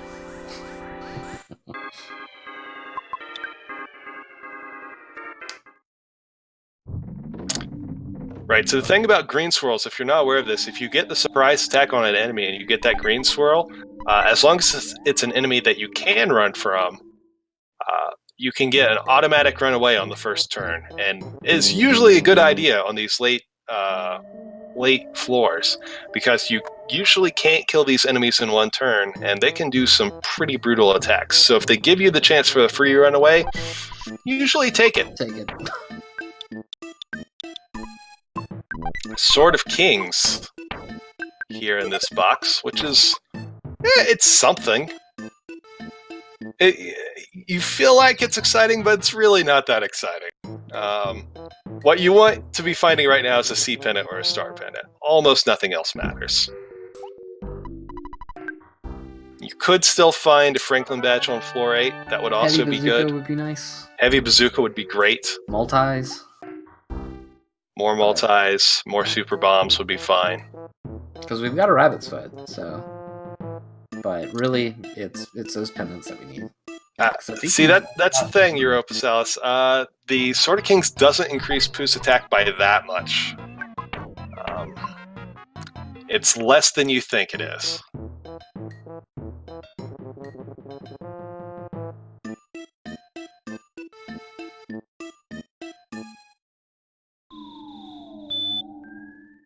Honestly, some of the other of King's items are better because they can provide 50% freeze, flash, and fire resist, which can be way more helpful in the Gigas fight.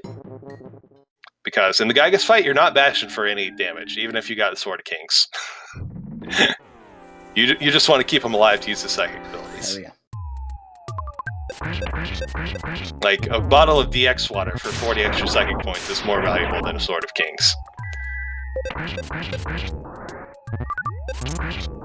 But it's a sword. I mean... It is a sword. You're not wrong.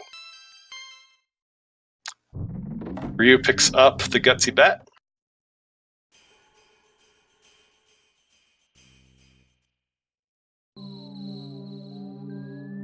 Double checking to see what it is. Yeah, that's the good one. It's not the Casey Bat. You want that one.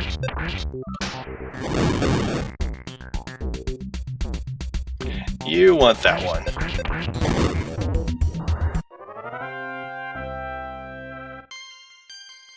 I don't know These if you saw spheres. this item with Ryu either, so... I don't think he checked this item. It's floor 7. It could be a pendant. Yeah. It could be a Franklin badge. Oh, he got... Oh, the present! Oh, yeah, he got tricked. He got tricked. But the Gutsy Bat saves the day. Oh, yeah.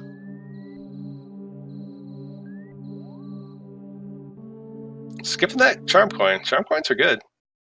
Although I think he might have bought a bunch of charm coins. I think he did.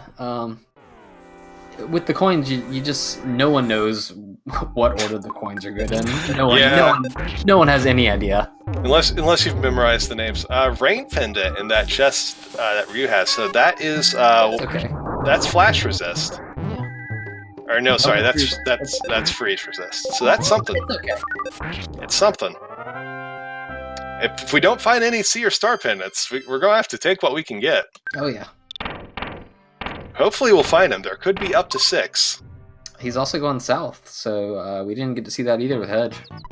Mm-hmm. The bad news is this is going to take up extra time, because this is not the right way. The good news is we're going to find some different equipment. Maybe it'll make a difference. Because right now, Edge is not ready for Gigas. I'm not going to say he can't beat Gigas, but he can't beat Gigas. We're going up against Barf, too, so... Barf he can beat. Well, having Paula dead's not good. No, but I saw a Franklin badge, so he's okay. Oh, did he pick up a Franklin badge? I saw a Franklin badge in someone's inventory. Oh, I missed that. Well, that's big. So it's getting more and more doable.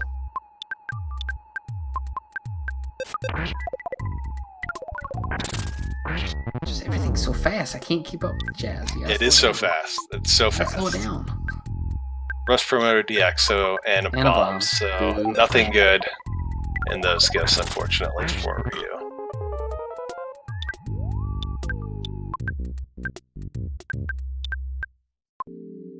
Barf can have a lot of HP. I'm not sure if he's going to have enough freezes to get the job done here. Now, Ness does have the Casey Bat, so as long as he stays alive... Just auto-fight it. Or do that. There's enough. It was enough. And now Pooh knows Starstorm Alpha, and Edgeworth is onto the final floor of floor 9. I'm getting sweaty. He's on floor 9, but he is not ready for Gigas. We need to find some pendants. Now, if he does have a Franklin badge, that's pretty big. That's big. That and a night pendant, that's enough. That's enough. Hey, listen. It is technically enough.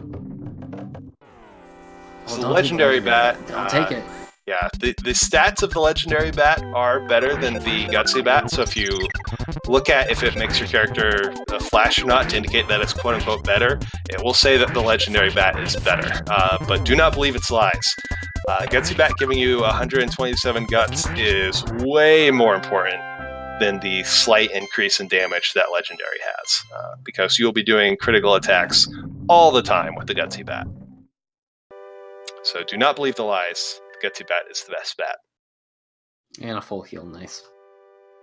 But it's way early on the floor too. I mean, this is right. That could be bad. But he needs the Kapala, so he does need the full heal now. Well, he needs a heal now. But having the full heal on floor 9 be so early on the floor could make this a difficult floor to get through. We'll have to see how it goes. Because floor 9 is the hard one. The enemies, even with the Gutsy bat, the enemies hit hard and are hard to avoid. Yeah, the rainy effect in Randomizer is always good if you've never seen it before. Ooh, more presents. Lots of presents. This could be good. Platinum bands, don't even worry about them. If you've got... Typically, you'll run into the shiny, into the chair bands and the goddess bracelet and stuff like that. So,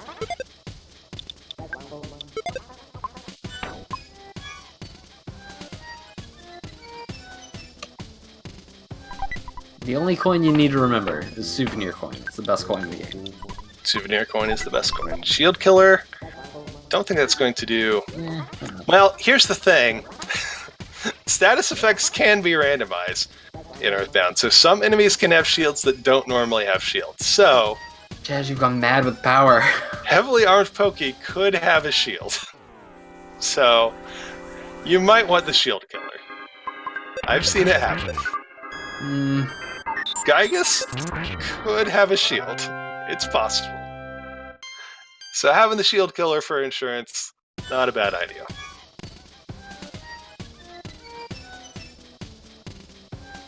Ryu loading up on big bottle rockets here at the vendor in the desert.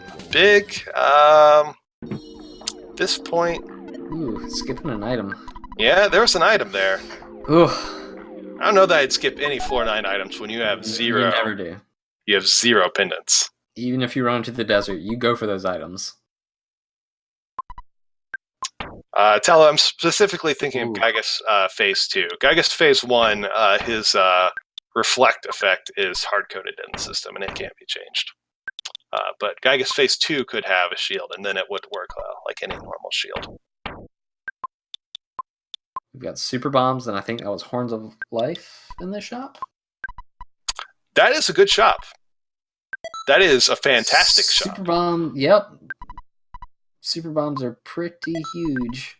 Horns of Life, guaranteed full free heal. Super bombs, they just do 300 damage to whoever, including Pokey, including Gigas. This is what you want to see on floor 9. Oh yeah. This is in a room with a phone and an ATM. Easy peasy. That is an outstanding room to find on floor 9. You're not dealing with this shadow yet. Nope. See ya. The correct decision.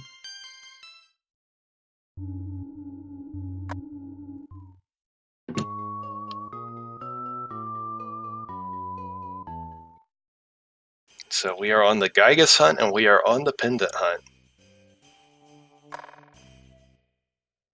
The end of Brick Road, which is... If you turned around, you could talk to Brick Road, get a heal, and that also cancels out everything in Brick Road. Mm-hmm. So you hope you run into that before you have to do it, but didn't get lucky this time. Diamond Band, that is not a pendant. Chaz, where are the pendants? I don't know.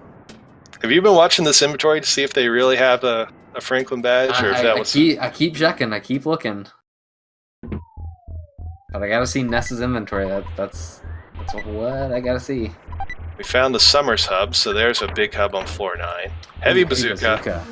That is huge. You want that is infinite super bombs for Jeff.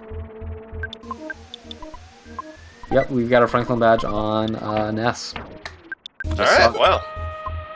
And the souvenir coin? Dude, yep, best coin. Alright. Well, Edge is about as set up as you can hope to be if you haven't found any pendants.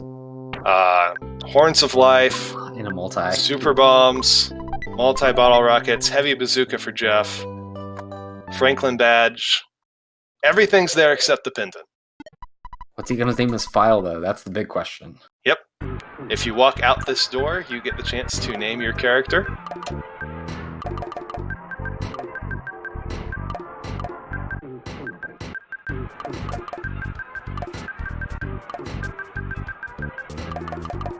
Yucking it up to the crowd. I love it.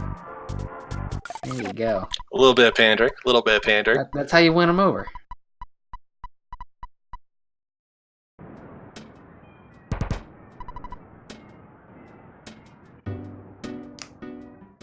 Meanwhile, Ryu working his way through floor 7. He needs to get through this fast. He is behind. But there's the floor 7 boss, yeah.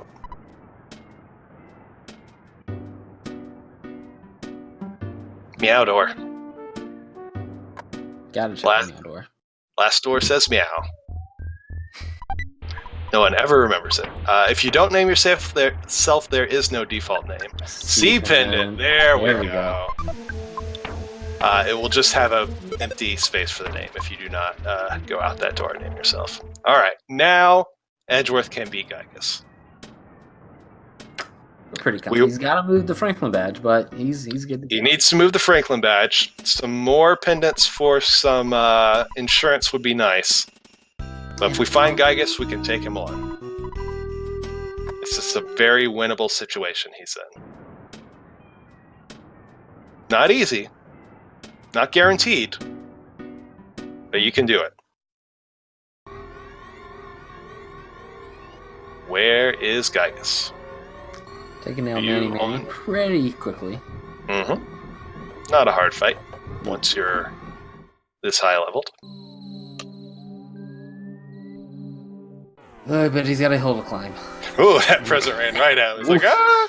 It's loading. Get back into the door. Oh, this is not a good enemy to give a free turn. Yeah, you're not going to get away from him either. His speed is high. We saw him run. There we go. Yeah, and so here is the Ghost of Starman throwing off the Starstorm Alpha on the first turn. Like he does.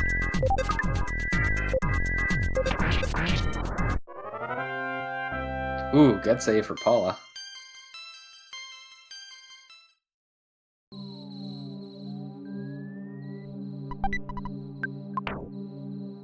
So the battles are going to be hard. Star Pendant. All right, here we go. Okay, easy game. Easy peasy. Easy game. We have to get through Gigas Phase 1. The pendants don't do anything against Gigas Phase 1. The Franklin badge doesn't do anything against Gigas Phase 1. You have to have good strategy and good strategy. That's basically what you have to have for Gigas Phase 1. You gotta be calm. You gotta be good cool. Strategy and good execution. That's what you need to have for Gigas Phase 1. Execution's huge. But once we get through Gigas Phase 1, we are set for Phases 2 and 3. Putting the C pendant on Jeff? Well, Jeff does have the... He's got the rocket. The heavy bazooka. Yeah. I guess. Ness has the Gutsy Bat, which can still do damage to Gigas. So I think with Ness having the Gutsy Bat, I would still put it on him, even though Jeff has the heavy bazooka. But it's close. The thing is, you usually want it on Ness because Ness has the healing, so he can keep Paul alive. But you also have Horns of Life you can distribute to everyone, so... You do you, man. Go for it. You can always find another one. Yeah. There can be up to 6. There never are. Well, you don't need 6. You only need 3. I want 6. Why do you want 6? Because I want to look good. What if I get 2 extra characters? I guess you can use 4. Because you can put 1 on 2. Yeah. That's what if Bubble Monkey joined my party? What if King remained on my party? And there's Gigas. Gigas room. The intestines have been found. Little room. Or equipped. We got to move that Franklin badge, I would suggest.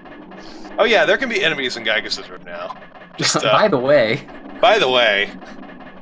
there can be dinosaurs. Actually, this room is great for enemies because it's got these little side paths. They should have put enemies here all along, in my opinion. So I fixed it. Okay. and the huge quotes, fixed.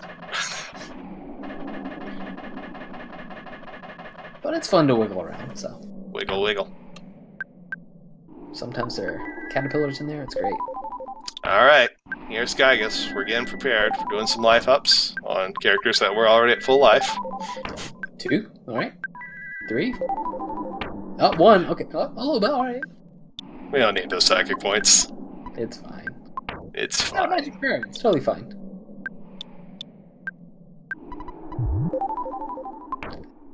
Okay. Go for it. Oh, he's easy peasy. Is the Franklin badge on Paula? It's still on Ness. Alright. He's got Shield Sigma. That's good. You have to have Shield Sigma. I've seen people beat Gigas without Shield Sigma. They're crazy. It's not recommended. You have to be an Earthbound expert to pull that off. Okay, I think I did see Pennant on Ness. So. Okay. All right, so we're well equipped, but Phase 1 Gigas can still cause you problems, even being well equipped. So we will see how it goes. This is fine. Yes, ETAP. We have ludicrous tech speed, so things go fast.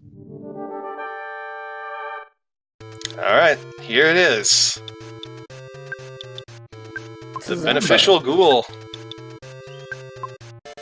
We're starting out with a paralysis on Pokey. This has a 50% chance of working. And if Pokey's paralyzed, he basically can't do anything. Shield Sigma from Paula will shield all of your party from the psychic attacks that come from Gigas. Gigas starts out with an alpha. Gigas has a 25% chance to start out with the rocking beta, which does a lot more damage, but we get the 75% chance of doing an alpha. So, not too much damage, and we are now all shielded from any of... Yeah, we're good. And we got the numb? Alright. No so, 12% today. As long as we keep the shield up, then we won't take any damage in Phase 1.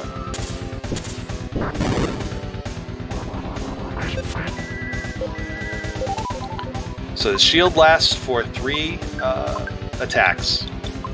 So it's a matter of counting to make sure you don't forget and drop your shield, and making sure you have enough psychic points. It costs 24 psychic points for each Shield Sigma.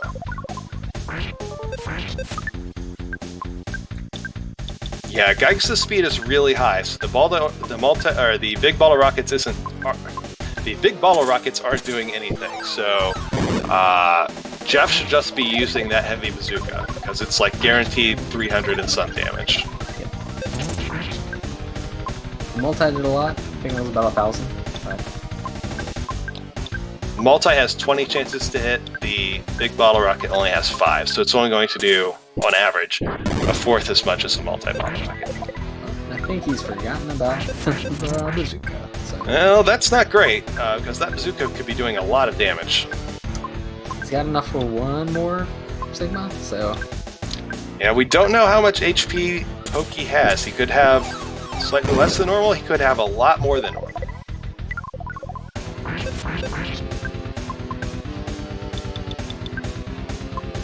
We're not doing a lot of damage to Pokey right now. The Franklin badge is on Ness, so that's not ideal. So this is not a guaranteed win here. This fight could still go wrong. Don't know if he did Sigma. Ooh. Whew. Just came through. We did not shield on the correct turn, but Pokey died, so we are not going to take any damage.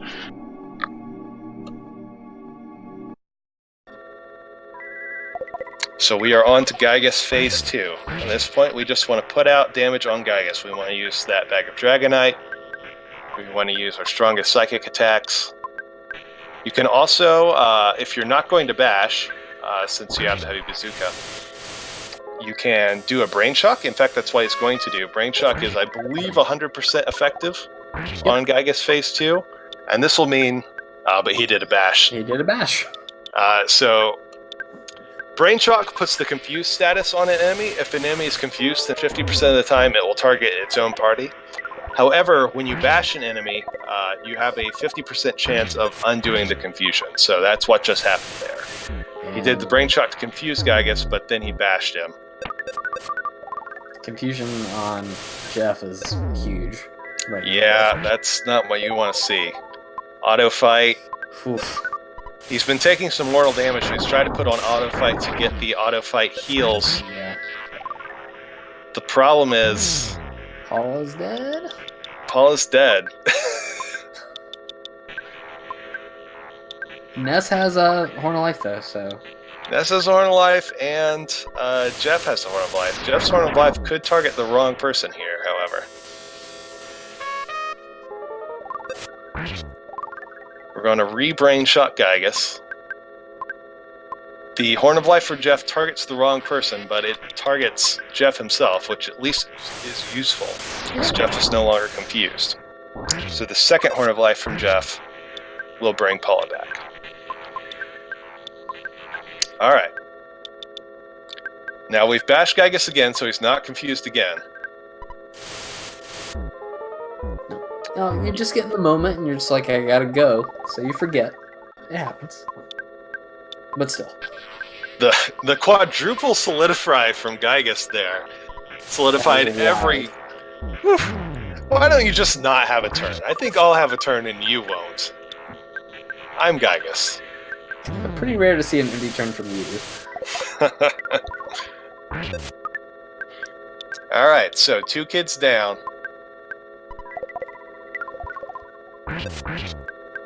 We gotta get through phase 2. Ryu's on floor 9. Ryu's on floor 9, so if Edgeworth takes a death here, it could be right back. It's rough going right now. So. Ryu's trying to bash it out. He does have the Gutsy Bat, so eventually he's going to get those criticals, and this will be good enough. The question is Paula going to be dead again? And can he keep Paula alive all the way through phase 3 when Paula does not have the Franklin badge on him?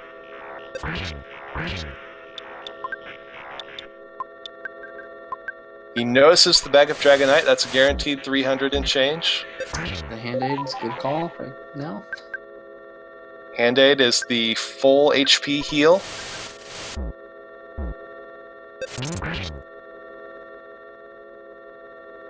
And these batches will work. Nice. Oh, and there's the smash from Paula. Alright. Fair. We were expecting the smashes from Ness, but okay. Paula works too. So we are on to phase 3 of Gigas. We need to do 9 prayers. And we need to keep Paula alive. The only thing that can do damage to Paula is the lightning attacks. But each lightning can do anywhere between, let's call it 90 and 120, 130. A lot. 2 lightnings in a row can kill Paula, and if a prayer is queued up, there can be nothing you can do about it. He does have the one Horn of Life left in Ness's inventory. It looks like he's going with the preemptive heal strategy, so he's throwing healing alphas on Paula, even though Paula hasn't taken any damage yet. Solidifies are not fun. Solidifies wasting your turn is not what you want to see here. Not only does it waste your turn, but if he's doing the preemptive heal strategy, then that wastes one of your preemptive heals, and he doesn't have that much psychic points. I believe does he still have a psychic point recovery item for Ness? Nope, he used that tart pretty early. Okay, so he doesn't have infinite of these of these heals. He can't do this forever. Double solidify again, Gigas. Oof. Gigas, buddy.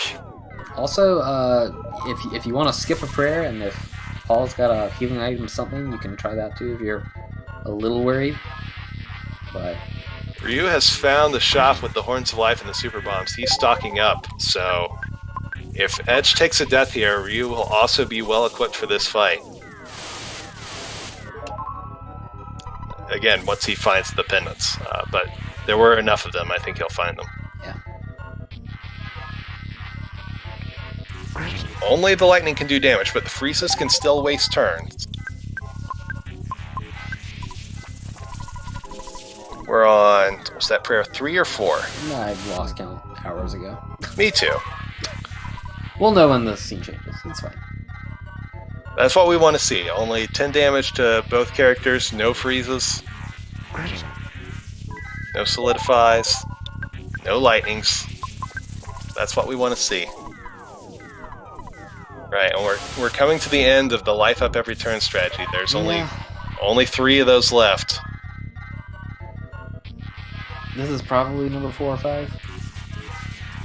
I think this is 5. We'll find out. When the background changes, there's 2 left. 7. Probably 1 more to the background change.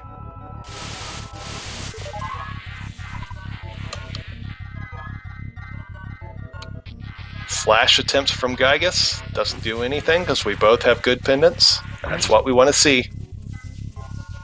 We're coming up on it. Should be the transition over. That's the background change. 2 prayers left. We have enough for the last life up. Healing. Healing? Oh. Okay. Empty turn. That should do it.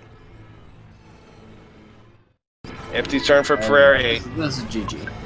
Prayer 9.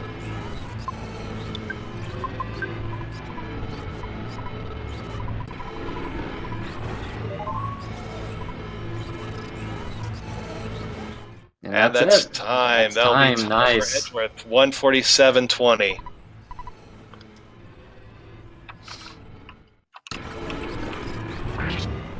Congratulations to Edgeworth for his victory in this Earthbound Ancient Cave race.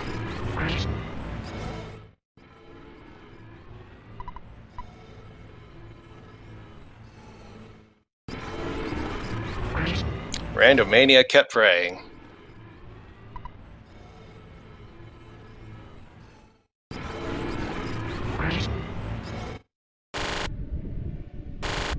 That's a pretty good time for no skips. Anything under 2 hours is really anything under 2 hours. 2 hours is great. Yeah, anything under 2 hours is a good good run. Skips or no. For no skips, it's definitely good. Oh yeah. What's our Poke line? In case you haven't noticed, the Poketext has been changed. He doesn't say that in the game. No, he doesn't normally say this in the game.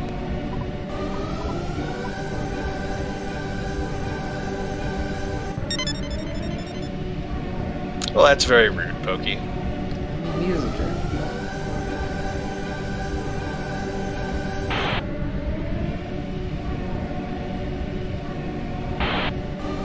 Terrified us a little bit of it.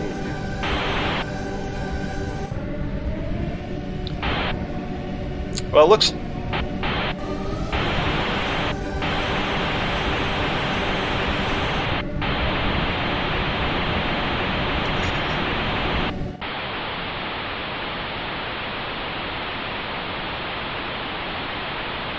Yeah, we can... Sure, if Edge wants to join us, that'd be fine, and we can watch Ryu finish it out. Yeah, the background randomization does weird stuff to the static. The static at the beginning of the game is actually Gigas. Yeah, that's true. That is also a background. Ryu has found Gigas. Did he find any of the pendants along the way? Yeah, he found a star. Okay, alright. Not sure about the sea, But the war against Gigas is over for Edgeworth, and we're going to see the credits roll. We have modified the credits, so include some statistics about your run.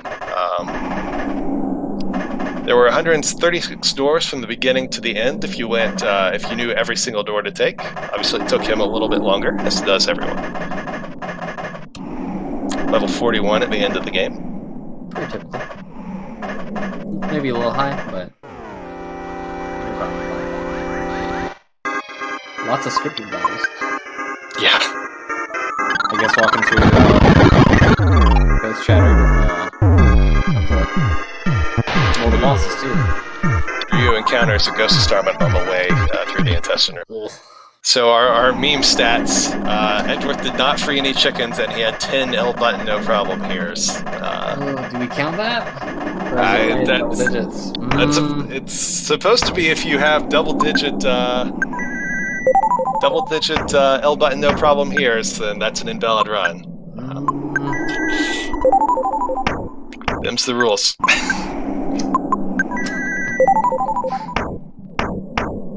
And he didn't free any chickens. How inhumane.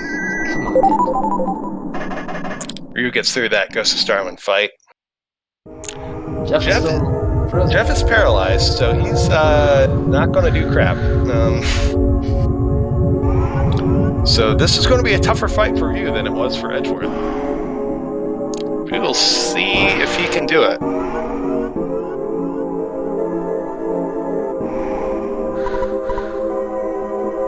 It'll be tough. We do have Edgeworth for Jeff.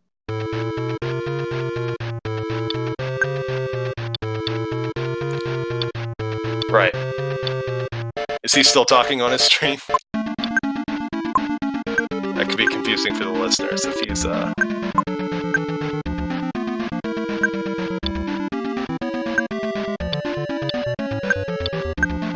Right, I just didn't know if he was talking on his stream earlier, if he still was or not. It's Edgeworth, congratulations. Thank you. How'd you feel about that one? You did pretty well. Yeah, I felt everything went pretty smoothly except for Phase 2 of the last fight. was a little scary. I could have planned that. Yeah, I could have planned that a little better, but Just cut in here real quick. Ryu just did a brain shock on Gigas Phase 1, which you can do. It does confuse Gigas. However, if Gigas does PSI rocket on himself, it will still bounce back and hit you. It does something. It's not nothing, but it's not as good as doing confusing Gigas on Phases 2 and 3. So, just something to note. So yeah, your Phase 2, well, I mean, for starters, you probably, I think you noticed somewhere in the fight that you didn't have the Franklin badge on Paula. yeah, I just looked at it. Would have made things a lot easier. But yeah, you got into a little bit of a panic there in Phase 2, and we're auto-fighting to try and keep people alive. Yeah, it's just I'm not super fast with the menus, so it's kind of alright, let me throw the auto fight on just to get the heals in. I guess the other things that we noticed is you weren't using the heavy bazooka on Jeff the whole time. On Pogi, it's a guaranteed 300 and some damage. Usually better than bashing, especially in Phase 2. I believe you did start using it in Phase 2, but it's also good because it doesn't undo the brain shock, which you did a couple times. You brain shocked and then undid it because you were bashing. Oh, okay. There's a couple of mechanics I didn't know. I thought the bazooka would do splash damage in Phase 1. Didn't know that it's just Different rows. Yeah, they are in different rows, and the bazooka only does splash damage on the same row. So, gotcha. Okay. Oh, thanks. Yeah, you want to be bazooka and Gigas in Phase 1, unless you have a multi and a rabbit's foot. And you did. So. But after your multis are out, then heavy bazooka, and then obviously bazooka in Phase 2, since it won't undo your brain shock confusion. Every bash has a 50% chance to undo the confusion effect. Yeah, this fight is not going well so far for Ryu. Paula took a death there, so that's going to be hard to keep the shields up. Whenever Paula goes down, it usually throws off your shield count, and that can cause big problems. It usually just chains into the fight, ending in a loss when your shield rhythm gets interrupted. And also, you did not get off the paralyze on Pokey, so Pokey's also charging at people. That's no good. Oh, we got through Phase 1. Paul is taking another death. I hope he has another revive item. I didn't see how many Horns of Life he bought at the Moonside Inn. That was a big room. Horns of Life and Super Bombs, right walking into Floor 9. Yeah, everything you could possibly want. Sure, I'll have it. How'd you feel about your bosses? We saw the list, and the first couple were pretty easy, but seeing Kraken is never fun, especially without a Franklin badge. Yeah, the Kraken was the one that worried me the most. I was actually kind of scared. I forgot that the Matty Matty statue is not Ness's nightmare, so that one frightened me. Right. We did too. Yeah. I had to do I was like, oh man, floor 6 and 7 gonna be hard. I'm like, wait a second, that's not Ness's nightmare. It'll be fine. Yeah, I was just waiting for that Flash Omega to come out and kill everybody, but different guy.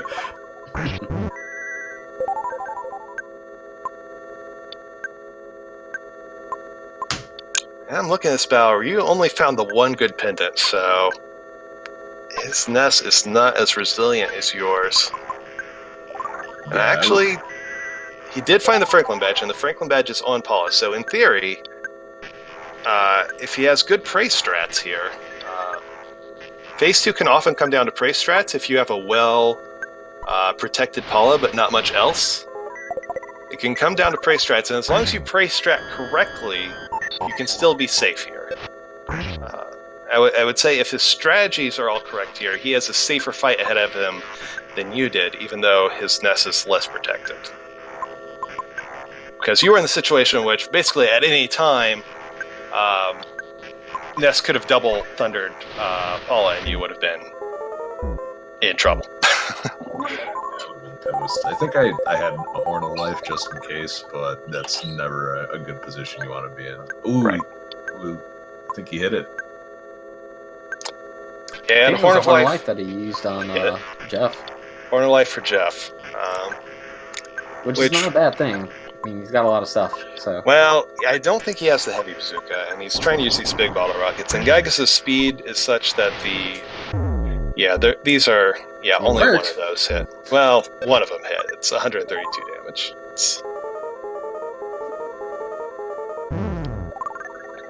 Now he's going with prey strats, and personally, I don't like going with the prey strats while you have other party members alive, because it can confuse the party members, and then the party members can hit Paula, and you can turn the situation in which you can't lose into a situation in which you do lose. Not that you 100% can't lose, but 95% can't lose this situation. But praying and causing your party members to get confused and hit Paula is one of the ways that you can turn this situation into a loss. So, if I have anyone alive, I don't like praying with Paula. Basically how I feel about it. These bottle rockets keep hitting for 1, which is good enough. It's getting some damage in. You could be using Magnet, but... Magnet doesn't work on Phase 2. Only on Phase 1. What? You learn something new every day. I mean, it works. He just doesn't have any cycle points, so... Oh.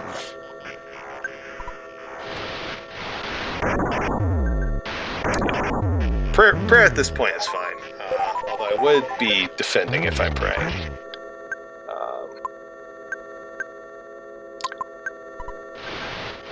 I would not bash and pray, because this can easily lead to confuse and then bash Paula. But now that we're down to just Paula left alive, praying is obviously the right play here. No, bash. Not bash. No, bash. Bash is fine. Bashing for 1 is not fine. We'll be here all day. That was fine. Everything's fine. No, we want to do a prayer here, either for the recovery for everyone else or for the cycle points for Paula to do some freezes and take this out. Lightning's not bad either, but a full heal, absolutely. Really, we just want to get damage output here at this point. I do not like this pray and everyone else bash. This is a bad idea. It's not backfired on us yet, but it can. It is very dangerous. I like this much better. Everyone bash is much better. It's still a little dangerous because Gaius confused your party, which he just did. He should not be bashing with confuses of Pooh. Pooh should be blocking.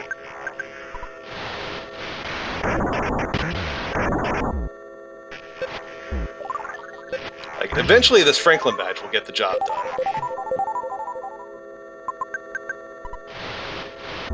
He could just defend and pray all the way out. That would eventually get the job done. Might take a while. What are the chances on the dazzling light from Prey? 116? Dazzling Light is, I believe, one of the 1 in 16s, yeah. Okay. It's like Confusion and the Revive are 1 in 16s. Yeah, between Dazzling Light and Thunder Reflex, just praying and blocking will get there.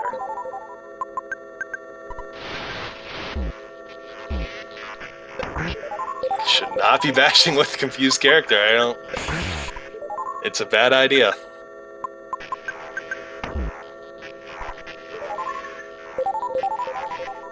Yep. Gives 30 damage to Paula.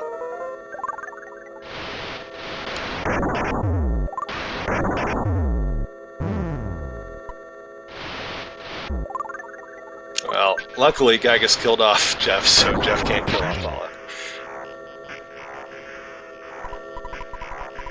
And we're out of... We're a little lower on HP than we would like, though. The C Penance and Star Penance only reduce the freeze damage by 90%, so it still does like 8 or 10 a time. So, with enough solidifies and these 8 HP chunks... Someone do the math. It's like 12? It's possible. It's not likely, but it's possible. Over 100, you're probably fine. But we could have been at like 144 if we had just prayed and defended and done nothing else, instead of getting hit by our own confused characters.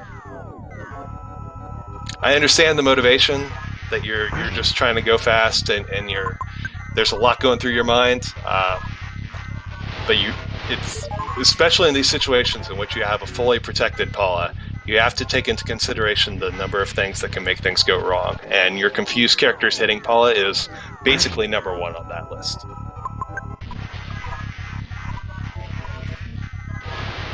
But we're probably fine here. So did you have any other your sheet that you share, Edgeworth? No, everything went pretty smoothly. It's always nice to find a gutsy bat, though. Yeah, the gutsy bat was nice. The first sentry robot coming off of floor 2 could have been a problem, but it didn't call for help, and you guys were both able to dispatch it pretty quickly, which gave you the levels to make floors, 2 through 4 pretty easy.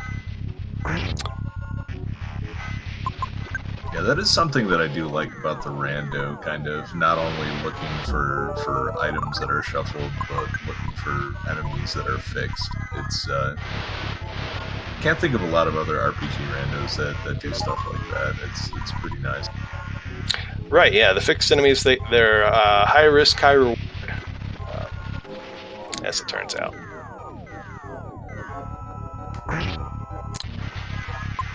But I can't remember, did you fire off your big bottle rocket at him, or did you just go with the freezes? I think I used a big bottle rocket. I ended up buying one early, and then firing it off on the second fight. The first one, I think Ness got dropped, and then I didn't want him calling for help. Right. Yeah, I always, if you hit that guy early on floor 2, I always just say fire that big bottle rocket, because if you try for the freezes and he ends up calling for help, you're going to have to use the bottle rocket anyway, or you're going to die. And, might as well just get it out of the way fast. Yeah, it's certainly worth the value of burning it there. I was too greedy and I paid for it. Well, I don't think you paid for it. You took him out. Yeah, it's just, it would have been nice to have the experience on Ness too. Eventually got there, but... And that is time for RyuSeishin. It's got a 205. I believe that was a 205.20. Some. GG.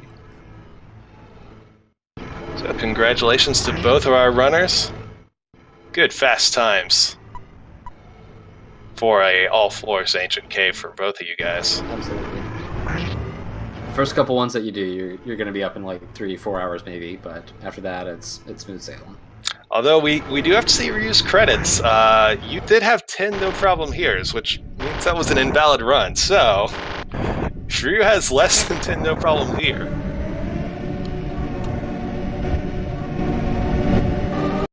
You just had 10 minutes for each one.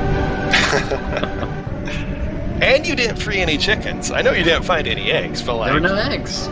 You could have gone out of your way to look for some eggs. Well, actually, we did see the monkey cave that gives free eggs. So. Oh yeah, there were eggs right there. And I don't know, man.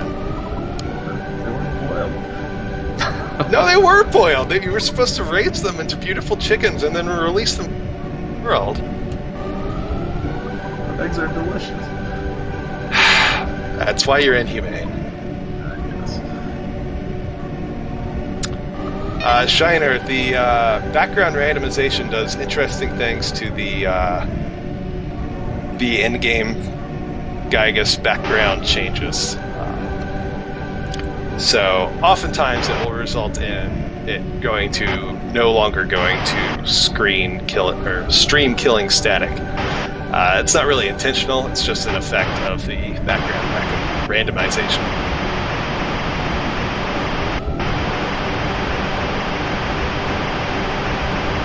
But Gigas is nice, pretty red and blue colors today, so that's nice.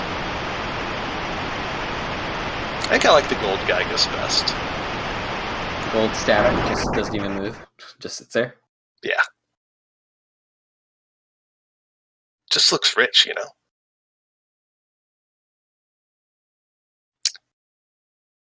Well, we'll see Ryu's credits. Ryu, congratulations on your time. 2:05:20. Not a bad time at all for a all ancient cave run. Yeah, I have to say I'm happy with it. Ryu, congratulations on your time. 2:05:20. Not a bad time at all for a all ancient cave run. Congrats. Prayer strats for the win. Yeah, I do have to say, in your Phase 2 Gigas, I talked about it a lot, so I'm just going to say it to you here. When you've got a confused character, you can't be bashing with them when you've got a fully protected Paula. You are really putting yourself at risk at bashing Paula to death and making your situation, putting you in a loss where you weren't going to take a loss any other way. So just something to keep in mind. Well, looking at your stats here, only 6 L button, no problem here. So this is a valid run as compared to Edgeworth's invalid 10, no problem here. So congratulations on that. Although neither of you freed any chickens, so I'm not sure how I can deal with either of you. But I never had the chance. I never got an egg. I never found one. That's what all the inhumane people say. Give them a break, Chad. They did their best. All right, fair enough. But yeah, prayer strats. You see what I'm saying though, with the your confused Jeff hit Paul a couple times. I honestly didn't even notice that. I feel for both of them. I feel for both of them. You know, it's a high stress moment. You know, we've all been there. You just don't know what to do, so you just pray. There you go. Yep. It's definitely high stress in those Gigas fights. When it's coming down to the wire and you're just like, what do I do? But it is something you want to keep in mind because when you have the fully kitted out Paula with the Franklin badge and the Seer Star Pendant, at that point, if you just pray with Paula and defend with everyone else, if that's all you do, you will eventually win, right? So it's slower that way. So it's better if you can attack with other people, but you don't want to risk attacking with people who are confused or attacking on the same turn that you're praying with Paula because she could confuse them. Because that can lead to your own teammates hitting Paula, and then this situation in which you're eventually going to win, instead you take a loss. I've seen it happen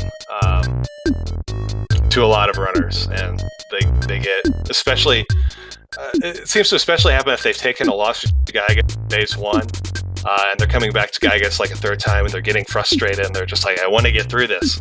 And they're doing prayers with Paula while they're bashing with other people, and then they end up taking another loss because of that. And it can be really, really tough to see. Fortunately, you avoided that.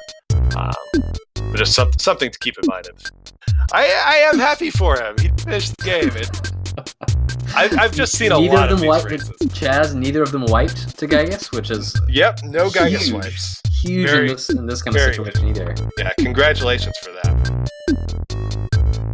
And yeah. Good runs all around.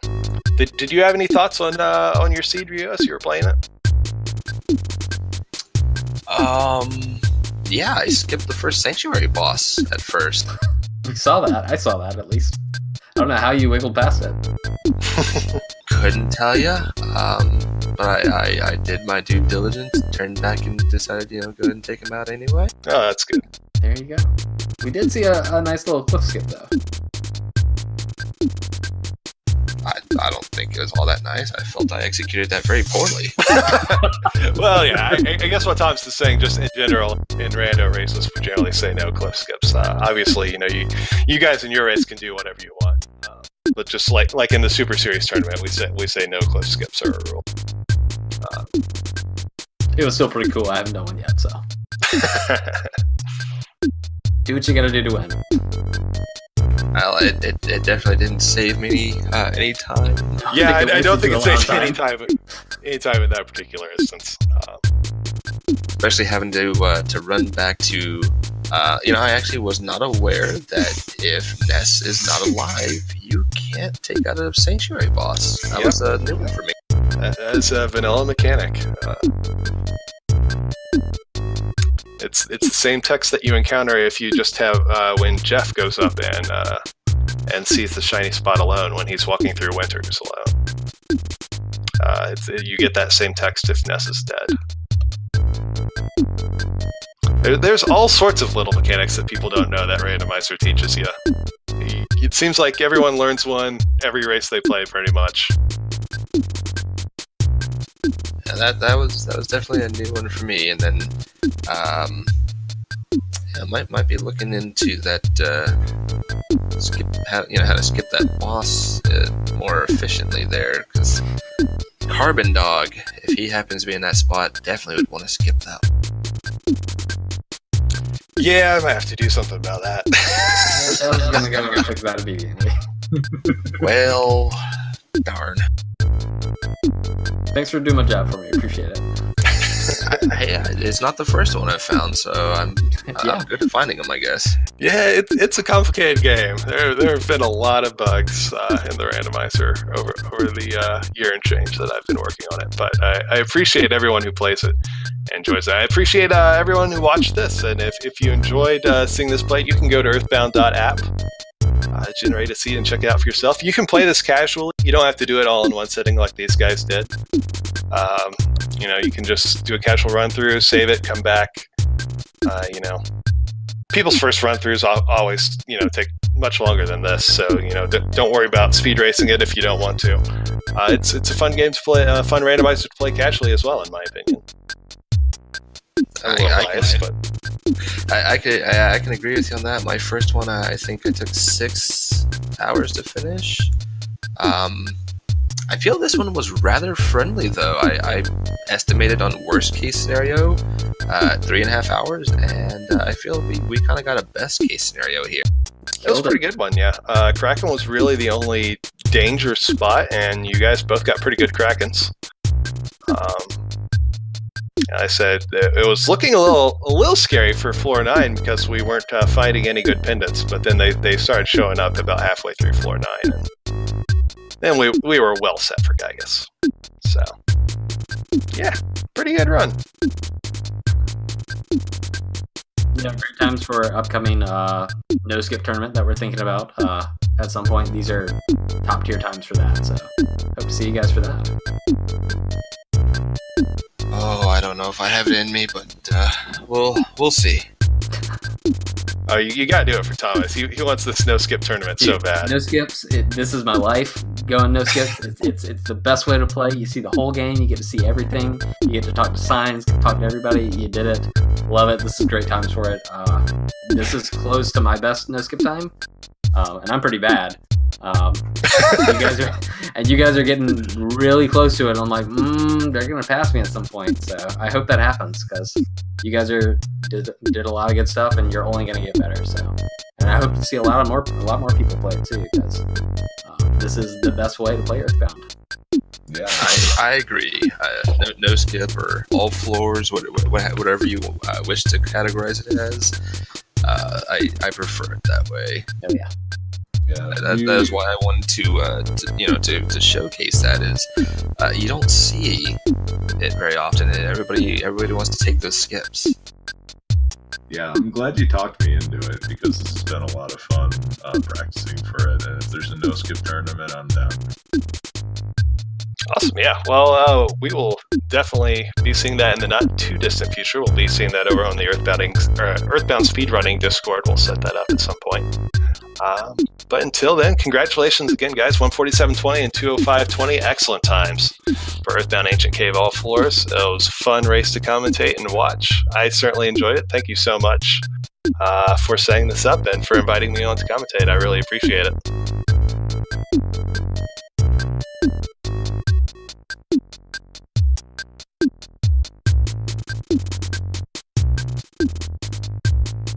Well, thank you all for your hard work behind the scenes, Snowbear, and Chaz and Thomas. Definitely appreciate y'all coming on almost kind of last minute there for the commentary. Edgeworth, good race. Have to do it again sometime. Oh yeah, absolutely. I am definitely looking forward to it now. You sold me. I love the no skip playthroughs. One of us.